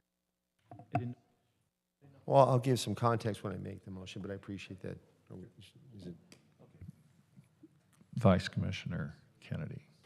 Okay, so the supplemental motion I would like to make, what I've learned in the private sector after spending 3+ decades, when somebody gives their 2-week notice, what we've typically done is basically gave them their exit package and wished them good fortune in the future, rather than allowing someone to give the notice, no longer be part of the culture, and almost a wild card as they just run off their last 2 weeks. We saw the work product go down, depending on their stance on the company. There's pros and cons. So with that said, congratulations to Mr. Rodriguez on buying a new home. But as a planning commissioner, I think our goal is to represent the citizens, you know, in the city of Huntington Beach where we reside. And granted, he may live here now, but you know, it's the analogy of the 2-week notice as he migrates to his new home. You know, I think it's fitting that he would recuse himself from all future votes, and his council members should actually work to quickly replace him, because at this point, he no longer really has that vested interest in Huntington Beach from my standpoint. So that would be my supplemental motion.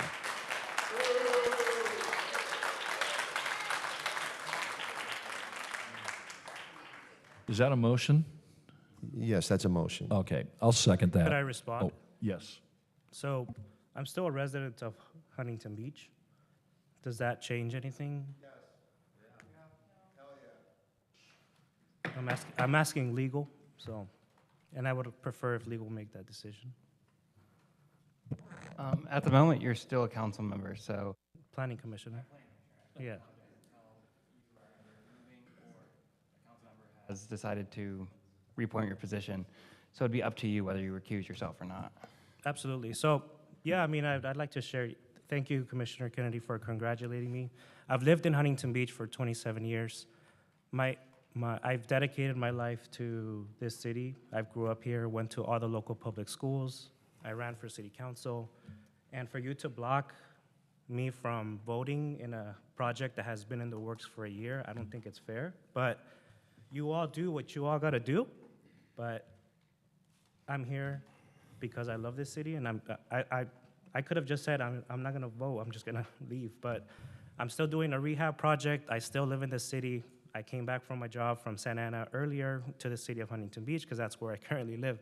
I'm gonna go home tonight if you wanna come follow me and sleep in my bedroom.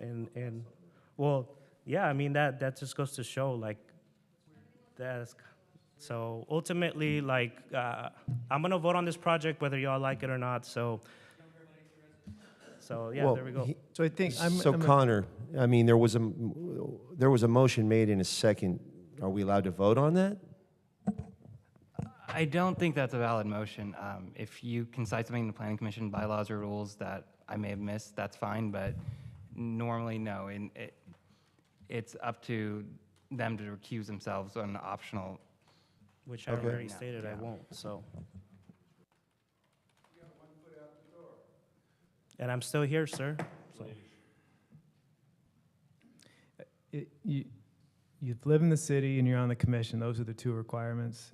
That's what it is today. I mean, if this was anybody, I don't care where we stand on the thing, I would be supportive of the vote or of them participating, no matter what type of vote they are, who, until the day they're not here and the day they're not living in the city, period. Thank you.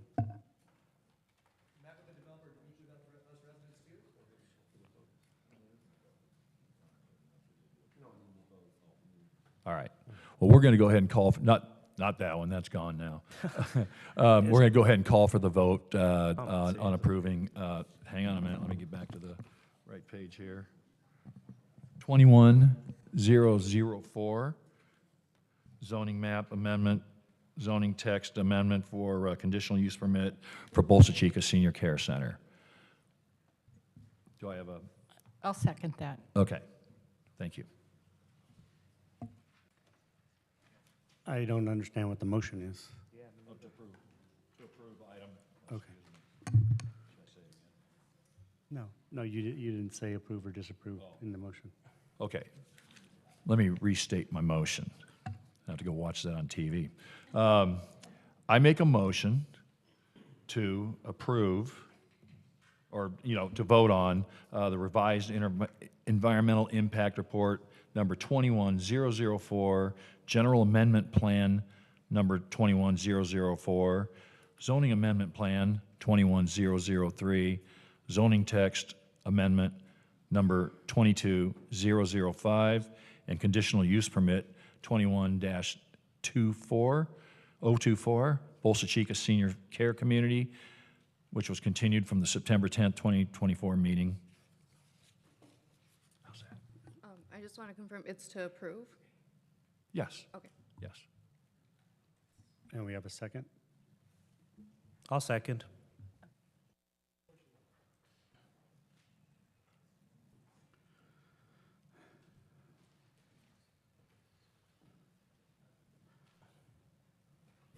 I have an error.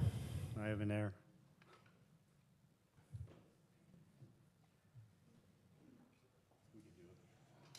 We can do it by hand. Okay, do you want me to call? Sure. Okay, Commissioner Adam? Yay or nay? Yes. Okay. Yay. Commissioner Pellman? Nay. Vice Chair Kennedy? No. Chair Twining? No. Commissioner Wood? Yes. Commissioner Rodriguez? Yes. Commissioner Acosta Galvan? Yes. We have 4 ayes, motion carries. Thank you very much. The Planning Commission's action on the conditional use permit is appealable to the City Council within 10 calendar days. An appeal must include the reasons for the appeal, any required fee, and shall be filed with the City Clerk's office within 10 calendar days. The Planning Commission's action on the other entitlements will be forwarded to the City Council for final action. Stop and record. Thank you. All right.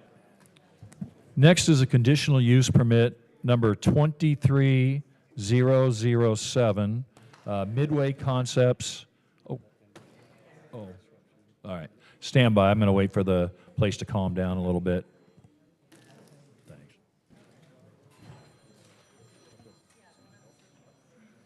As soon as he starts his presentation, I'm going to go to the bathroom. There's a lot of HB residents here. You didn't meet with any of them. You met with the developer. Oh, you reset yourself.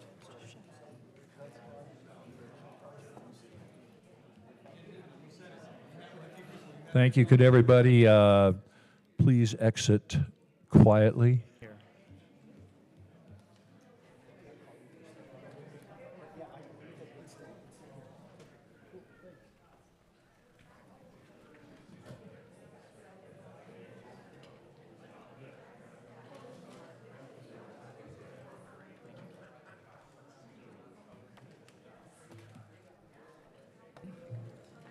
We'll get started here shortly.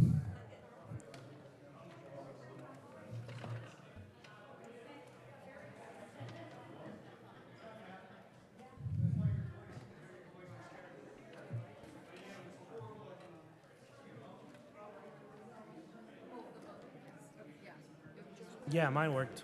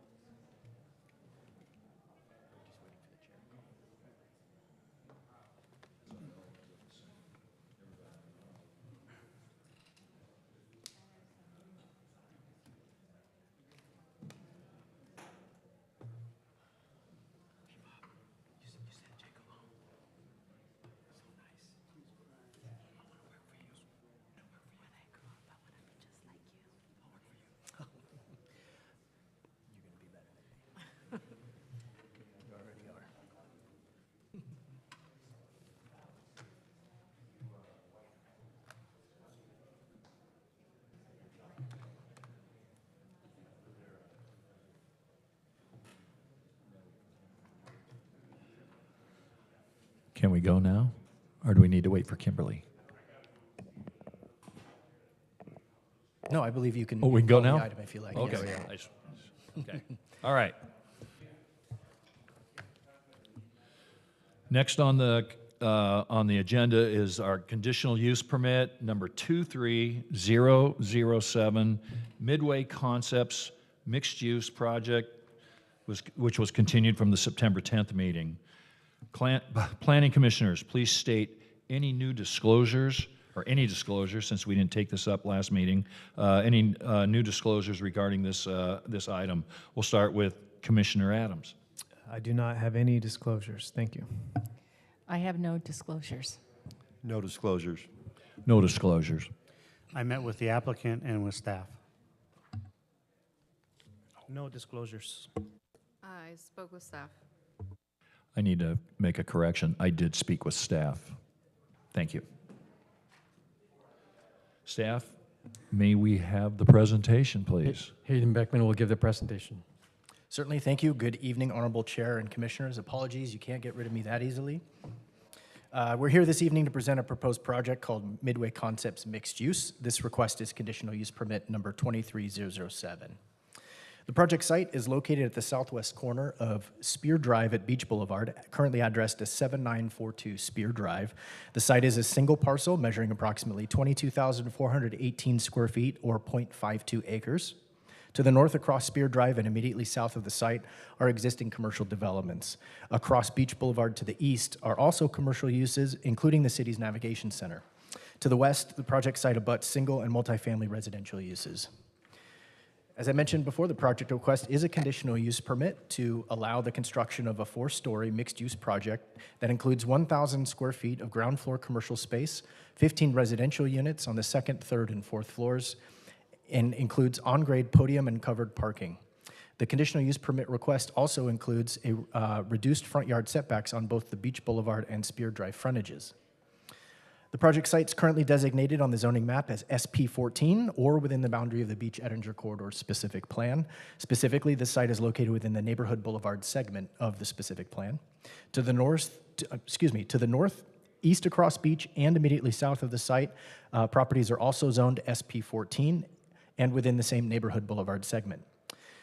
To the west of the project site are properties zoned medium density residential, and as I mentioned before, they include single and multifamily residential uses.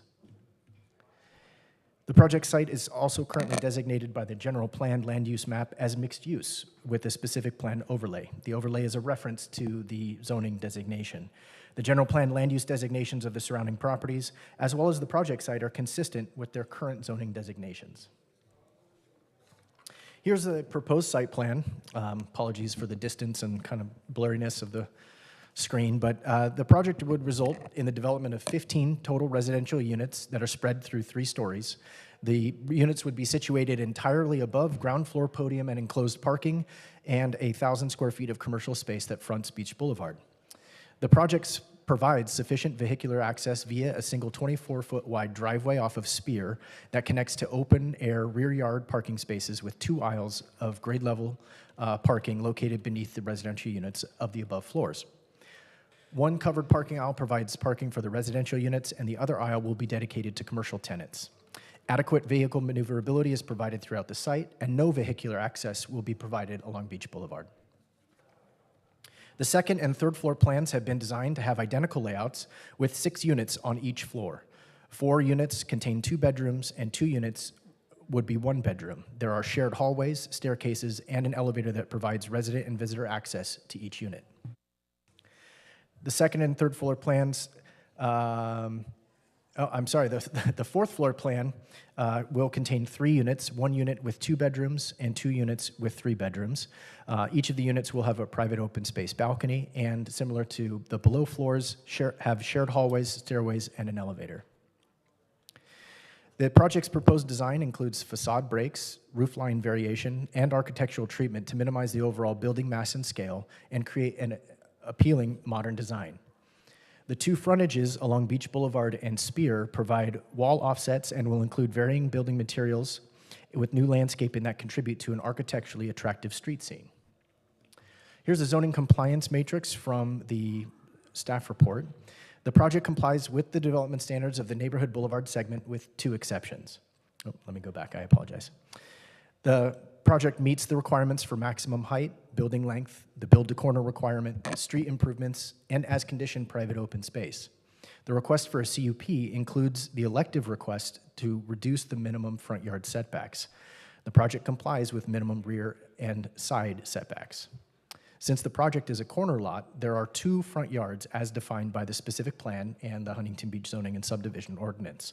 As such, the specific plan requires a 30-foot front yard setback, which would apply to both Beach and Spear frontages. However, the specific plan also allows a reduction of this 30-foot setback to no less than 15 feet, but subject to the review and approval of the Planning Commission. As such, the applicant is requesting a 20-foot front yard setback along Beach and a 19-foot front yard setback along Spear Drive as a part of the request. Due to the size and the shape of the property, staff supports the reduced front yard setbacks. Pursuant to the code, the project is also required to comply with affordable housing. With a mandatory 10% of units must be leased as affordable units. For this 15-unit project, that equates to 2 units, which will be leased to very low-income households. Currently, California's density bonus law enables applicants of projects to provide certain amounts of affordable units access to certain tools and privileges. As such, local jurisdictions are required to grant concessions to housing projects that contain a percentage of affordable units. And since this project provides 2 units or 10%, the project is entitled to 1 concession. I'd also like to note that the applicant is not requesting a waiver for this project.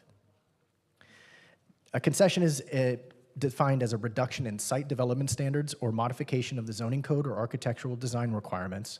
It can include an approval of mixed-use zoning or other regulatory concession that results in identifiable and actual cost reductions.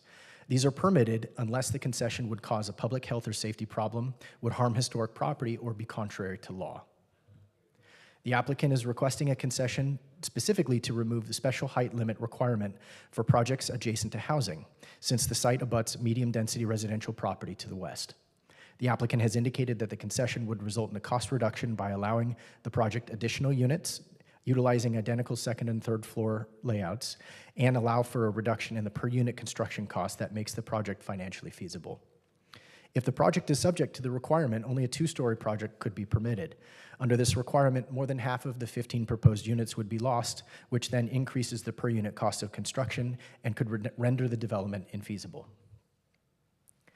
Also, pursuant to California density bonus law, the city may not require more than the residential parking ratios of a density bonus project.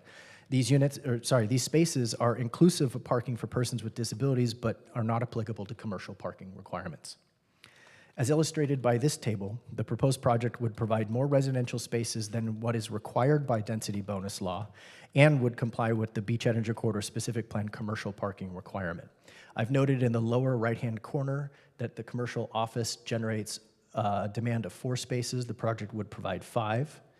And under California density bonus law, 20 and a half residential spaces rounded up to 21 would be required per state law, and the applicant is providing 22 spaces. So a total of 27 on-site parking spaces are provided. In summary, the staff is recommending approval of conditional use permit 23007 in that it's consistent with the goals and policies of the general plan. It complies with the provisions of the HBZSO and Beach Energy Corridor specific plan, with the exception of reduced parking, reduced front yard setbacks, and the concession as permitted under California density bonus law. The project is compatible with the surrounding area and adds to the city's housing stock, including affordable housing. That concludes the presentation, and staff is available for any questions that the commission may have. Thank you. All right, thank you. Thank you, Connor.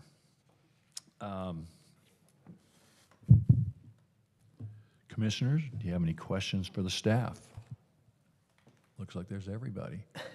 Commissioner Adam. Can you remind me again, thank you, Chair Twining, can you remind me what the waiver comment, I forgot what the waiver would or wouldn't do? You mentioned that they're not asking for a waiver. Can you just remind me what that? Sure. So a waiver can be a number of things. This project was originally filed requesting waivers for the reduction of the front yard setbacks along Beach and Spear. But in our review of the project, it was determined that under California, consistent with the specific plan, that is actually subject to review by the Planning Commission. It would not be applicable as an automatic waiver because the specific plan has that as a discretionary option. Okay, allows it to come to here instead of asking for a waiver. Right. Okay, thank you. Commissioner Rodriguez. Yes, thank you. Hayden, could you go a little bit more into specifics with regards to the 10% affordable housing? So what AMI is that currently being proposed at? What I am aware of at this time is that the applicant will enter into an affordable housing agreement with the city by providing those units at very low income. That would be applicable to Orange County AMI rates. And unfortunately, I don't have the figures in front of me. But that category would be one of the more difficult units to achieve, and so so it is under the very low. It would be the very low income. Just 30%, 30 to 50% AMI. I believe that's accurate. Yes. Thank you. Thank you, Commissioner Rodriguez. Commissioner Wood. Thank you, Chairman.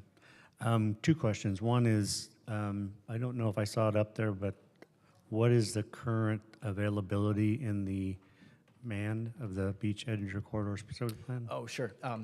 Thank you, Commissioner Wood. I didn't specifically outline it in the presentation, but in the staff report, we identify that under the existing maximum amount of new development, or acronym is MAND, as established in the Beach Energy Corridor specific plan, from the 2,500 total units that the City Council placed their cap of, there are 23 available units under that MAND. This project represents 15 of those 23, so there would only be 8 left. The reason that that is significant in this case is that it meets the goals of the Beach Energy Corridor specific plan, but also this project will be processed under the program EIR that analyzed the total development of the specific plan as a whole when it was originally adopted. The council originally adopted the specific plan to have, I believe, over 4,000 units. That was then reduced to 25. So even with this manned cap, the project would therefore be consistent with that EIR. Thank you. And I don't know if it was said or not. Is this proposed to be for rent or for sale? These would be for rent units. Okay. Thank you. Okay, I don't see anybody else, so that must mean me. Oh, Kayla. Oh, is this all new? Okay, Commissioner Galvan. Thank you. The project is sited on what's currently a vacant lot. Does the city anticipate that improving that property with homes and businesses will benefit the surrounding community? I noticed there were a couple comments saying that there's been a lot of loitering and crime and property crime in that area. Yeah, there is a documented history of nuisance issues with the vacant property. The property owner has been in communication with the city to address those as best they can. But with a vacant property, it can be very difficult to stay on top of potential transient activity. So while we're aware of that, we did work with the police department. They did review the project. They are not proposing any specific conditions for the new development, but I did share the comment letters with police, and they did not share any concerns with the project. They, generally speaking, in my experience on development with vacant properties, new development does a good job of effectively rendering some of those nuisance issues moot, because now you're going to have, upon completion of a project, if it's approved, you'll have new residents on site. So that's a lot more daily activity. There's a lot more eyeballs, and it generally is a safer outcome. So in that regard, there would be a public safety benefit. One of the other benefits of this project in the public sphere would be in the improvements that they would be making to both the Spear and Beach Boulevard frontages. One of the requirements for development in Beachhead and Corridor specific plans are the boulevard improvements. And so they would be creating new public sidewalks and additional landscaped areas in the public right-of-way along both of those frontages. They would not be the same. The specific plan does require different outcomes, but that would be another benefit to the area. Great. And then just to confirm, this project is providing all parking on site within the building, correct? For tenants and residents, right? Right. So for the commercial parking as well as residential and their guests, the parking would be provided on site, yeah. Great. Thank you. Connor, can you bring up the parking ratio slide one more time? I believe that's this one. I'm trying to look through Ian's head there. Hang on a minute. No problem. Right down there where it says commercial office, parking spaces per city code 4, maximum parking requirements per state, not applicable. Required parking spaces per state law, not applicable, provided by the project. Does that saying that there's 5 parking places for the 2 500 square foot offices? That's correct. All right, I just want to just confirm that. Does the 5 meet code? I mean, you got 1,000 feet, and we require 4 spaces per 1,000 feet, so that's in excess. That is in excess. Are those spaces available for residents? They are available for guest parking overnight. Okay. As kind of overflow. That's the intent of mixed-use parking, and that's also identified in the specific plan, but they would be dedicated daily to the commercial offices. Okay, thank you. Commissioner Kennedy. Hayden, can you talk to me about the setback ask and the difference between the specific plan and the current ask regarding the setback footage? Sure. I'm going to go back to the site plan.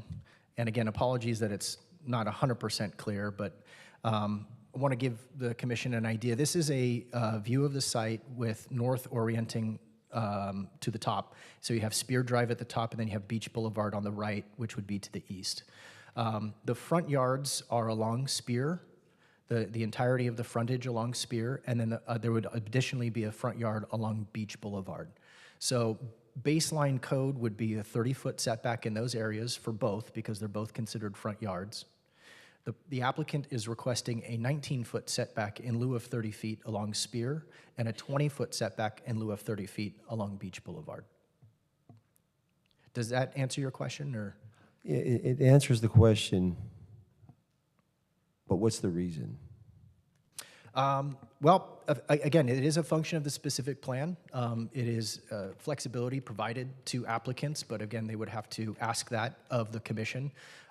And we're recommending through several findings that the reduced front yard setback is a benefit in that it allows the building to be located closer to the frontage and can provide, will enable the applicant to provide more on-site parking. By moving the building a little bit further forward, as opposed to being pushed all the way back at a 30-foot setback, they're able to provide open-air parking spaces and meet their minimum requirements for residential and commercial parking. It just seems that, moving closer to Beach Boulevard, what's the speed limit there? 50? Moving forward, setbacks are there for a reason. That's a highway, Highway 39, and 20 feet off the highway is not a lot. And I don't know what the use is going to be there, front yard use, but I can tell you, my eyes see cars up on the sidewalk nowadays, whether it's impairment, texting while driving. I see that very frequently now, to the point where I tell my kids, when you're on the sidewalk, don't just assume you're safe. I see cars on the sidewalk all the time now.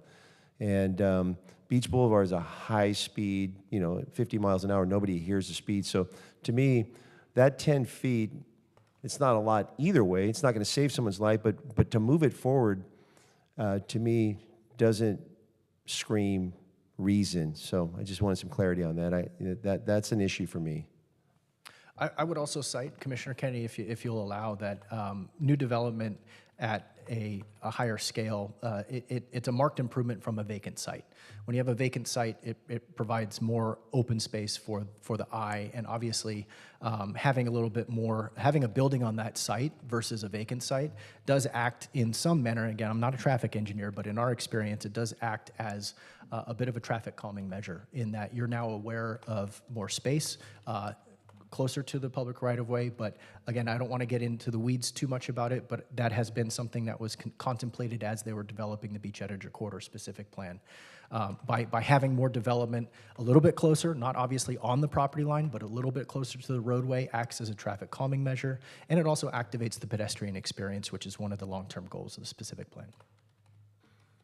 How does that activate the pedestrian experience when you've taken 10 feet away from the pedestrian experience? Instead of being 30 feet, you're 20 feet. So the pedestrian experience got minimized by 10 feet, or 33%.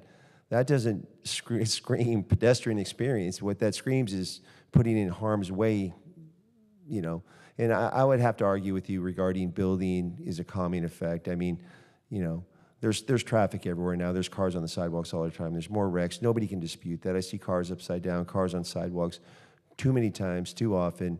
And I just think the development should adhere to the standards, 30 feet. Understood. What are the yards for? They call them front yards. If all the apartment units are on floors 2, 3, and 4, what are they front yards to? So they're front yards in that these are spaces that would be improved with permanent landscaping, but also pedestrian access. And in this case, for this project, they've designed walkways that will provide pedestrian access to the frontages of the required commercial component. The Beach Energy Corridor specific plan is a form-based code. So the 30 feet is a requirement, but it's also a starting point. The flexibility has been built in there to give the discretion of the applicant to really try to find the best fit functionally for the site. This project will provide significant landscaping within those setbacks, even though they are reduced. And again, we have commercial spaces that will be fronting on Beach Boulevard. The intent would be to provide visibility to those areas. Can there be pedestrian walking paths through the front yard so that they're not, so as Commissioner Kennedy said, they're not walking, 20 feet away from cars that are doing 50 miles an hour? Since there's going to be a yard out there, could there be a pedestrian, DG path or something so they can walk by the front of the building instead of out on the sidewalk? Do you follow me? I believe so. What I want to also just kind of point out in the context of what we're talking about here, the front yard is a measurement from the property line in. So these are improvements on private property. Okay. Remember also that this project is required to make improvements in the public right-of-way as well. So they will be modifying the existing sidewalk along Beach Boulevard to provide at minimum, I believe, a 6-foot sidewalk and 4 feet of landscaping along Beach. Oh. And then you have the front yard, where you have the depth of 20 feet along Beach that'll be improved with landscaping and walkways to the commercial space. Okay. Sorry. That's better. I'm looking, I have a bit of a clearer view. I apologize. I'm trying to. I can't see through Commissioner Adams' head, so. Okay, let's see, Commissioner Pellman. Yes, I have two questions. What is the anticipated use of businesses in those office spaces? I don't want to answer for the applicant, but they most likely will be office spaces. And as if the project is approved and once it's completed, more than likely there'll be a leasing office in one of those spaces. But the Beach Edge Corridor specific plan does approve a range of commercial uses for the ground floor space. So I think that's to be determined. So it's not for stores or anything like that, or medical offices or anything like that, right? It's because it's parked at commercial office, it would be an office. Okay. And then the second thing is, although since we just went through the third and fourth floor for the other one, just so that the public knows, can you describe what the height is of this project, please? It says Certainly. four floors, 4 stories. So yes, so again, the height requirement as required by the specific plan is 4 stories. It does not give a maximum overall feet measurement requirement as a development standard. Zooming in on the plan here, if you give me one moment.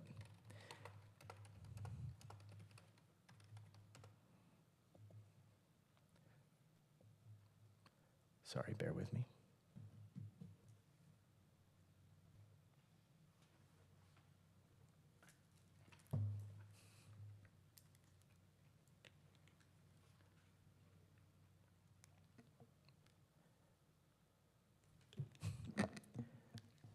Apologies, having some technical difficulties here. That's okay. So the top of the parapet will be 50 feet. 50 feet. Okay, thank you very much.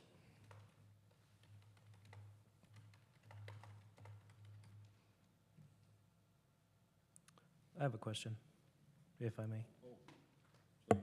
Absolutely. Hayden, in your experience in working in this industry, what is the average size of a one-bedroom apartment that is being built currently?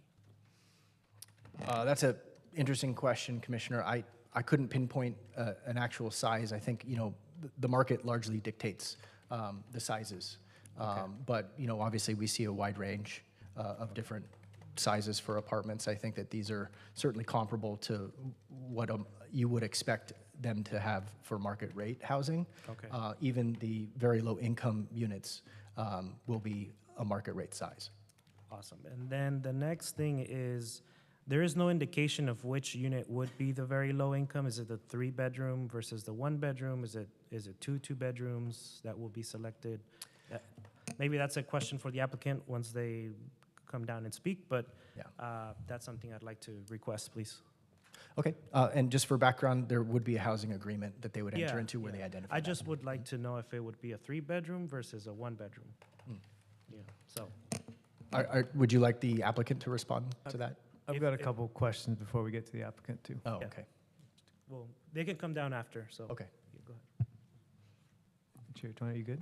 Yeah. A question along the sidewalk frontages within the right-of-way. They're going to be replaced, right? There's already existing sidewalk in both of those locations. Is this going to be the same width, or I know you mentioned a 4-foot landscape, and what is it? A current 5-foot sidewalk, and it'll be replaced with 6, or is it 4 replaced with 6? Do we know?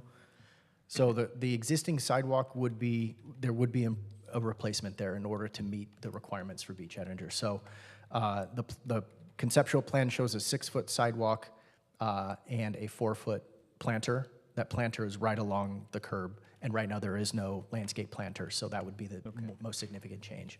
Okay, but the sidewalk width would be replaced, you think it's the same width, correct? In the right-of-way, yes. Same width, okay. And then one more question on the man. I mean, so how many units are left? I'm sorry you mentioned it, but how many units are left if this project's approved? How close would it be for the Edinger Corridor specific plan to be done? As it stands right now, based on the numbers, there are 23 available units under the manned where it's a maximum of 2,500. So there's just 23 out of those 2,500 that are available to be approved and constructed. This project takes 15 out of that, so the remainder would be 8 units. 8 units, okay. Thank you. Hey, is the applicant here right now? I believe so. Mr. Nguyen, are you present? Yeah. Chair, may I also remind you that we haven't opened the public hearing, so if you wanted to. Oh, yeah. then you can. Okay, but he is present, Chair. I thought he was going to do a presentation. Okay. Okay, more questions? No. No, okay, thanks. Okay, well, then let's move on, and if there's no more questions, we'll now open for a public hearing. Do we have any? We do have speakers. Oh, good.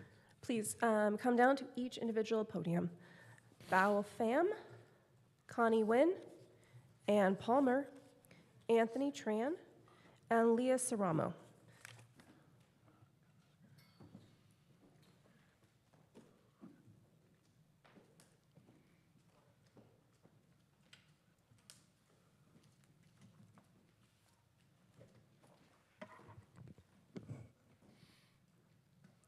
Good evening, Chair Twining and City Planning Commission. I come to support this project because it is upscale development. It's affordable unit for resident of city of Huntington Beach. Sir, can I get your name? Bak Pham. I live in Huntington Beach for 25 years. Yeah. And it's also, I live in Huntington Beach and I work at in Garden Grove, and I drive back and forth this piece of land every day. And I see people on that lot, they do graffiti, they trash, they homeless, and I'd rather see a building or resident to live in that place rather than the homeless people. So I urge you to vote yes on this project. Thank you, Mr. Pham. Yeah. Next speaker. Hi, my name is Connie Nguyen, and I live in Huntington Beach also. And I drive back and forth on beach pretty much every day. And my hospital is Kaiser right next to it. Every time I drive by, you know, I see that vacant land been there for a while. And what Mr. Back said is true. Graffiti and trash, and I think it's better for the community to have a really nice view of a building for residents. We need more homes for resident, for rental, and I think it's a better for Huntington Beach for that corner, because I seen it every day also. It's like Mr. Buck said. So I approve this project. Thank you, Ms. Nguyen. Good evening, everyone. My name is Leah Serrano. I'm here to also support this project because I'm thinking the modern architectural perfect balance between form and function is also earth-friendly. Mandatory safety features gonna be applied, especially with energy efficient standard, also gonna be applied. And I'm looking forward to see young generation have a better life, better living, in a better air quality, a bigger space, modern space, and also it's a safer, better environment for the city. And I'm looking forward to see your positive attention on this project for us to have a improving city, since if you drive North Beach Boulevard, you're gonna see there's plenty of new development. Thank you. Thank you. Next speaker. Hi, Ann Palmer. I'm also speaking for 24683. This may look like a no-brainer for approval because of the egregious development proposals up and down the Beach and Edinger corridors specific plan. The specific plan is both a dumping ground and a scourge on our city. I don't think we need any concessions to that specific plan, so anything they're asking for above and beyond what that specific plan is, I would say please do not grant them. Regarding this development, the main site faces Beach Boulevard, but it includes a residential lot on Spear Drive. The Spear Drive neighborhood is primarily single-family homes. These are not palatial homes, but I promise you many of these are somebody's dream home. Here's an example. This is the house next door. It's a small, very small family home.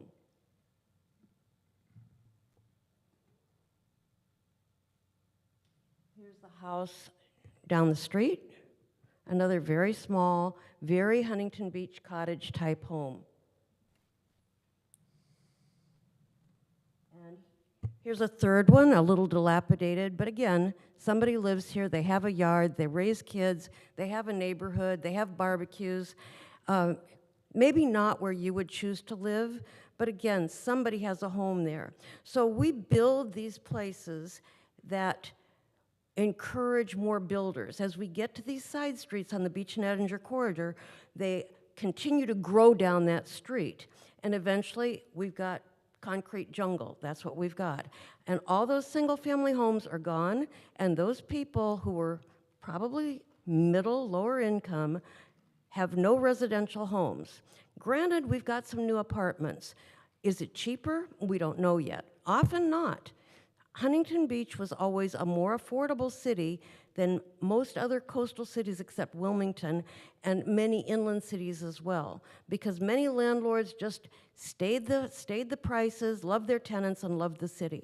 So therefore, even if we build apartments, I encourage you to keep the setbacks, keep the height low so houses like this aren't in a shadow, and not develop down these additional side street corridors. Stick those corridors on Talbert and those streets where it's already developed, and leave these poor neighborhoods alone. Thank you. Next speaker. Yes, my name is Anthony Tran, and I just moved into Huntington Beach City more than 2 years. Love this city. I got 2 kids staying at home. They are reaching their 30s, and they will soon leave home and find their own place. And as you know, they cannot afford to buy a home in Orange County and specifically in Huntington Beach, because the price is just over the roof. So renting is the best option. So this rehab project here on Spear Drive will allow them to stay in Huntington Beach City, close to us, and it's more affordable than buying a home, certainly, and it will provide them the privacy, and they call it their own place instead of renting a garage, sharing a home in a single house, or renting or sharing a room in an ADU. So this affordable home will allow them to own a place of their own. And the proposed structure on this corner will certainly enhance the image of the city, not degrading the city. So I am asking the city, the commission to vote for this project. Thank you. Thank you very much. We have no additional speakers. All right. Okay, planning commissioners, time to deliberate. What? Oh, close the public hearing. Okay, now you guys can, anybody, any speakers? Okay, you didn't pop up, but go ahead, Commissioner. Hayden, could you go back through the western boundary, the required and proposed setback on the adjacent residential? So I'll work off of the same site plan. So again, this is a plan looking north, and so the western property would be on the left side. There are parking spaces that are there, but the red outline is the building's exterior. And so that is 25 feet away is the drive aisle, and then another 19 for the parking space. So that's about 36 or over 40 feet away from that boundary is the first time that you encounter a wall on that side. And what is the allowed in the specific plan? I'll have to pull that up real quick.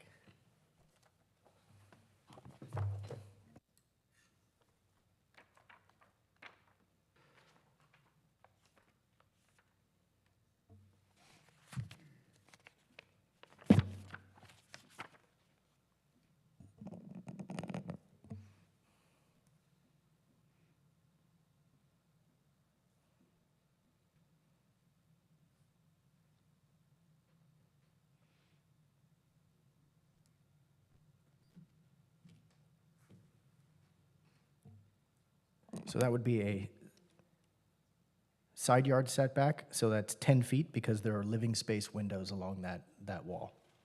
Okay. So 10 feet minimum, and they're providing over 40. Thank you.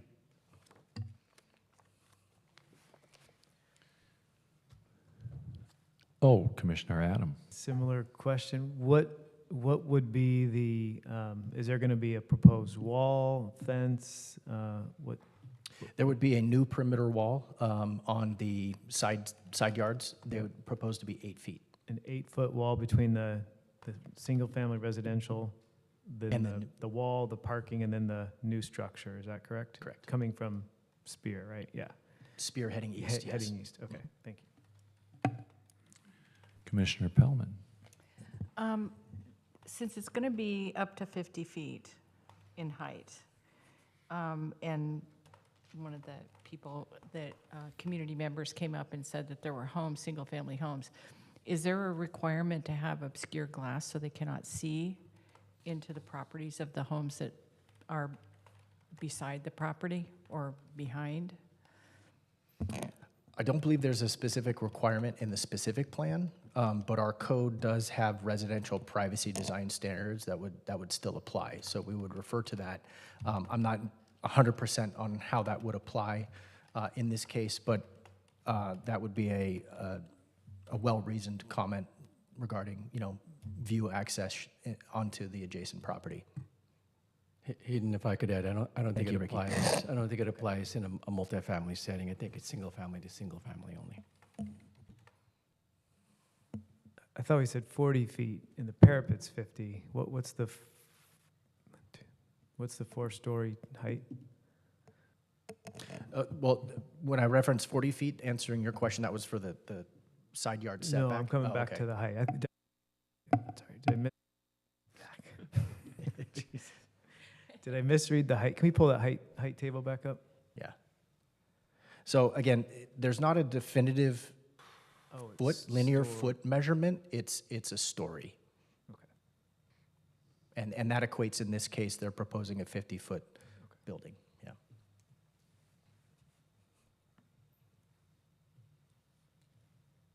All done? I just have a couple questions. I think we all saw, because I believe she asked for it to be put into the permanent record, Janie Cherie. And so I just have a couple questions on, do you know what letter I'm talking about? She, I believe so, yes. Yeah, she sent it on the 10th of September. Just a couple items that were on her list of reasons she doesn't want things built on her street there. She says her street has become a dumping ground for cars. She says that the street is filled with people who park their cars and live in a mobile park. She also goes on to say that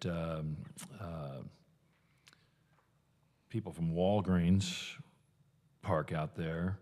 Spear residents don't have any street parking for secondary vehicles. They've asked parking enforcement to come out there before and haven't gotten any action. There's food trucks that double park in the street. I mean, the list is, it's like 2 pages of stuff. Has this been submitted to the police department? Have they gone through this? Do they have a plan to clean that up? I actually like the project. I think it's the corner's a blight. I've been driving by that empty lot forever. But there's a lot of issues on that. According to Ms. Cherie, there's a lot of problems on that corner. Has this been addressed?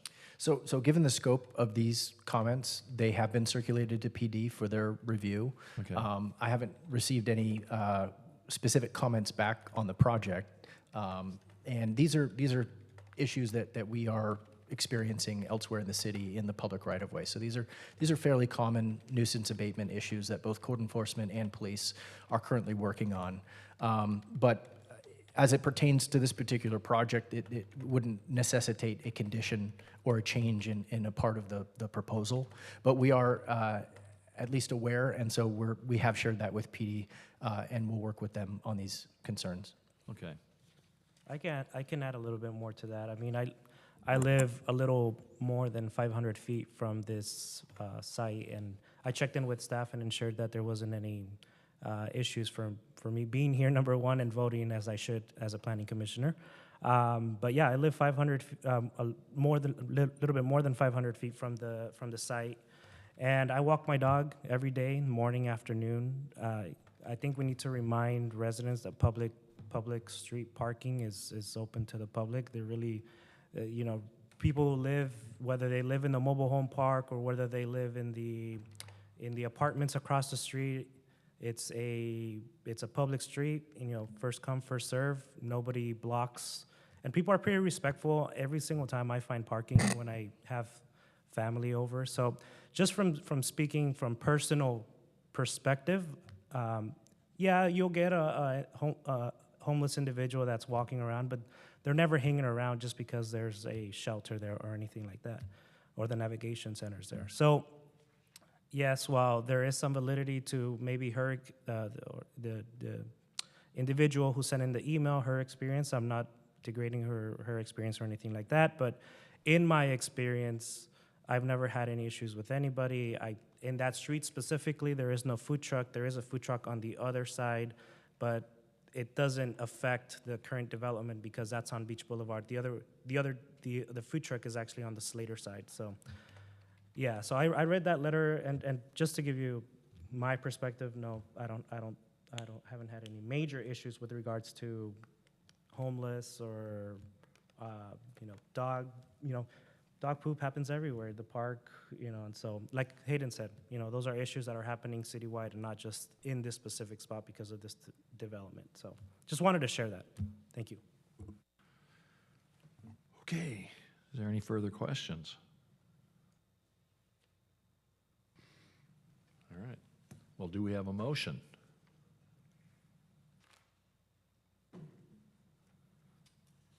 A motion to approve conditional use permit number 23007. I will make a motion to approve conditional use permit number 23007. Find the project exempt from CEQA, approve the conditional use permit with findings and conditions of approval. Do we have a second? I'll second. Please vote.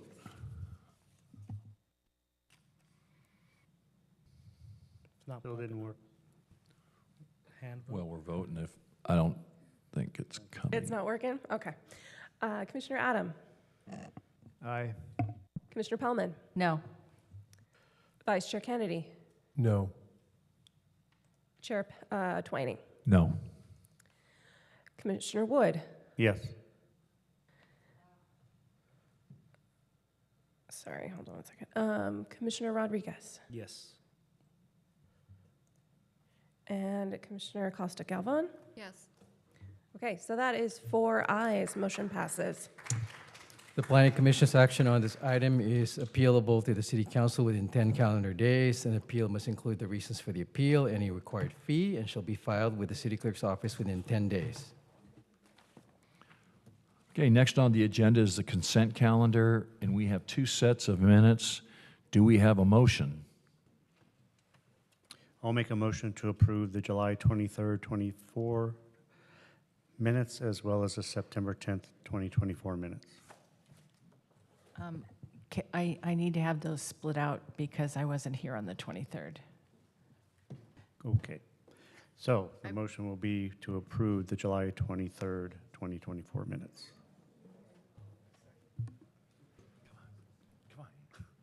I second. God. I'm tired. I got up at 4. You want to do a voice vote again? Yeah, give me one second. Commissioner Adam, Aye. Commissioner Pellman, Abstain. sorry. Vice Chair Kennedy, Approve. Chair Twining, Yes. Commissioner Wood, Yes. Commissioner Rodriguez, Yes. Commissioner Acosta Galvan. Abstaining? Okay. We have 5 ayes, 2 abstentions. Motion passes. And I'll make a motion to approve the September 10th to 2024 minutes. Second. All right, hold on one second. Not cooperating. Chair Twining, you were a second? Yes. Thank you. Sorry about that. Commissioner Adam, Yes. Commissioner Pellman, Yes. Vice Chair Kennedy, Yes. Chair Twining, Yes. Commissioner Wood, Yes. Commissioner Rodriguez, Yes. Commissioner Acosta Galvan. I'm abstaining. Okay. We have 6 ayes, 1 abstention. Motion carries. If there's no further comments, I have a comment. oh, go ahead. So I really wasn't going to say anything, but I really wanted to be on the record. I'm really disappointed at Mr. Commissioner Kennedy. His motion to block my vote on the senior project. And overall, I just wanted to thank the legal team for allowing me to vote, especially in this project, especially because I'm a resident of Huntington Beach. And yeah, I won't be here for much longer, but at that point, y'all could do what you decide to do, and that is by voting. So thank you, Mr. Hayland, for allowing me to vote and being clear on that. So with that being said, I'd also like to extend the invitation to Mr. Kennedy, if he ever has an issue, or Mr. Twining, or anybody here directly, to please address it to me. You know, give me a phone call. My phone is public record. You know where to find me. So thank you. Thank you. Commissioner Rodriguez, if there's nothing else, oh, go ahead.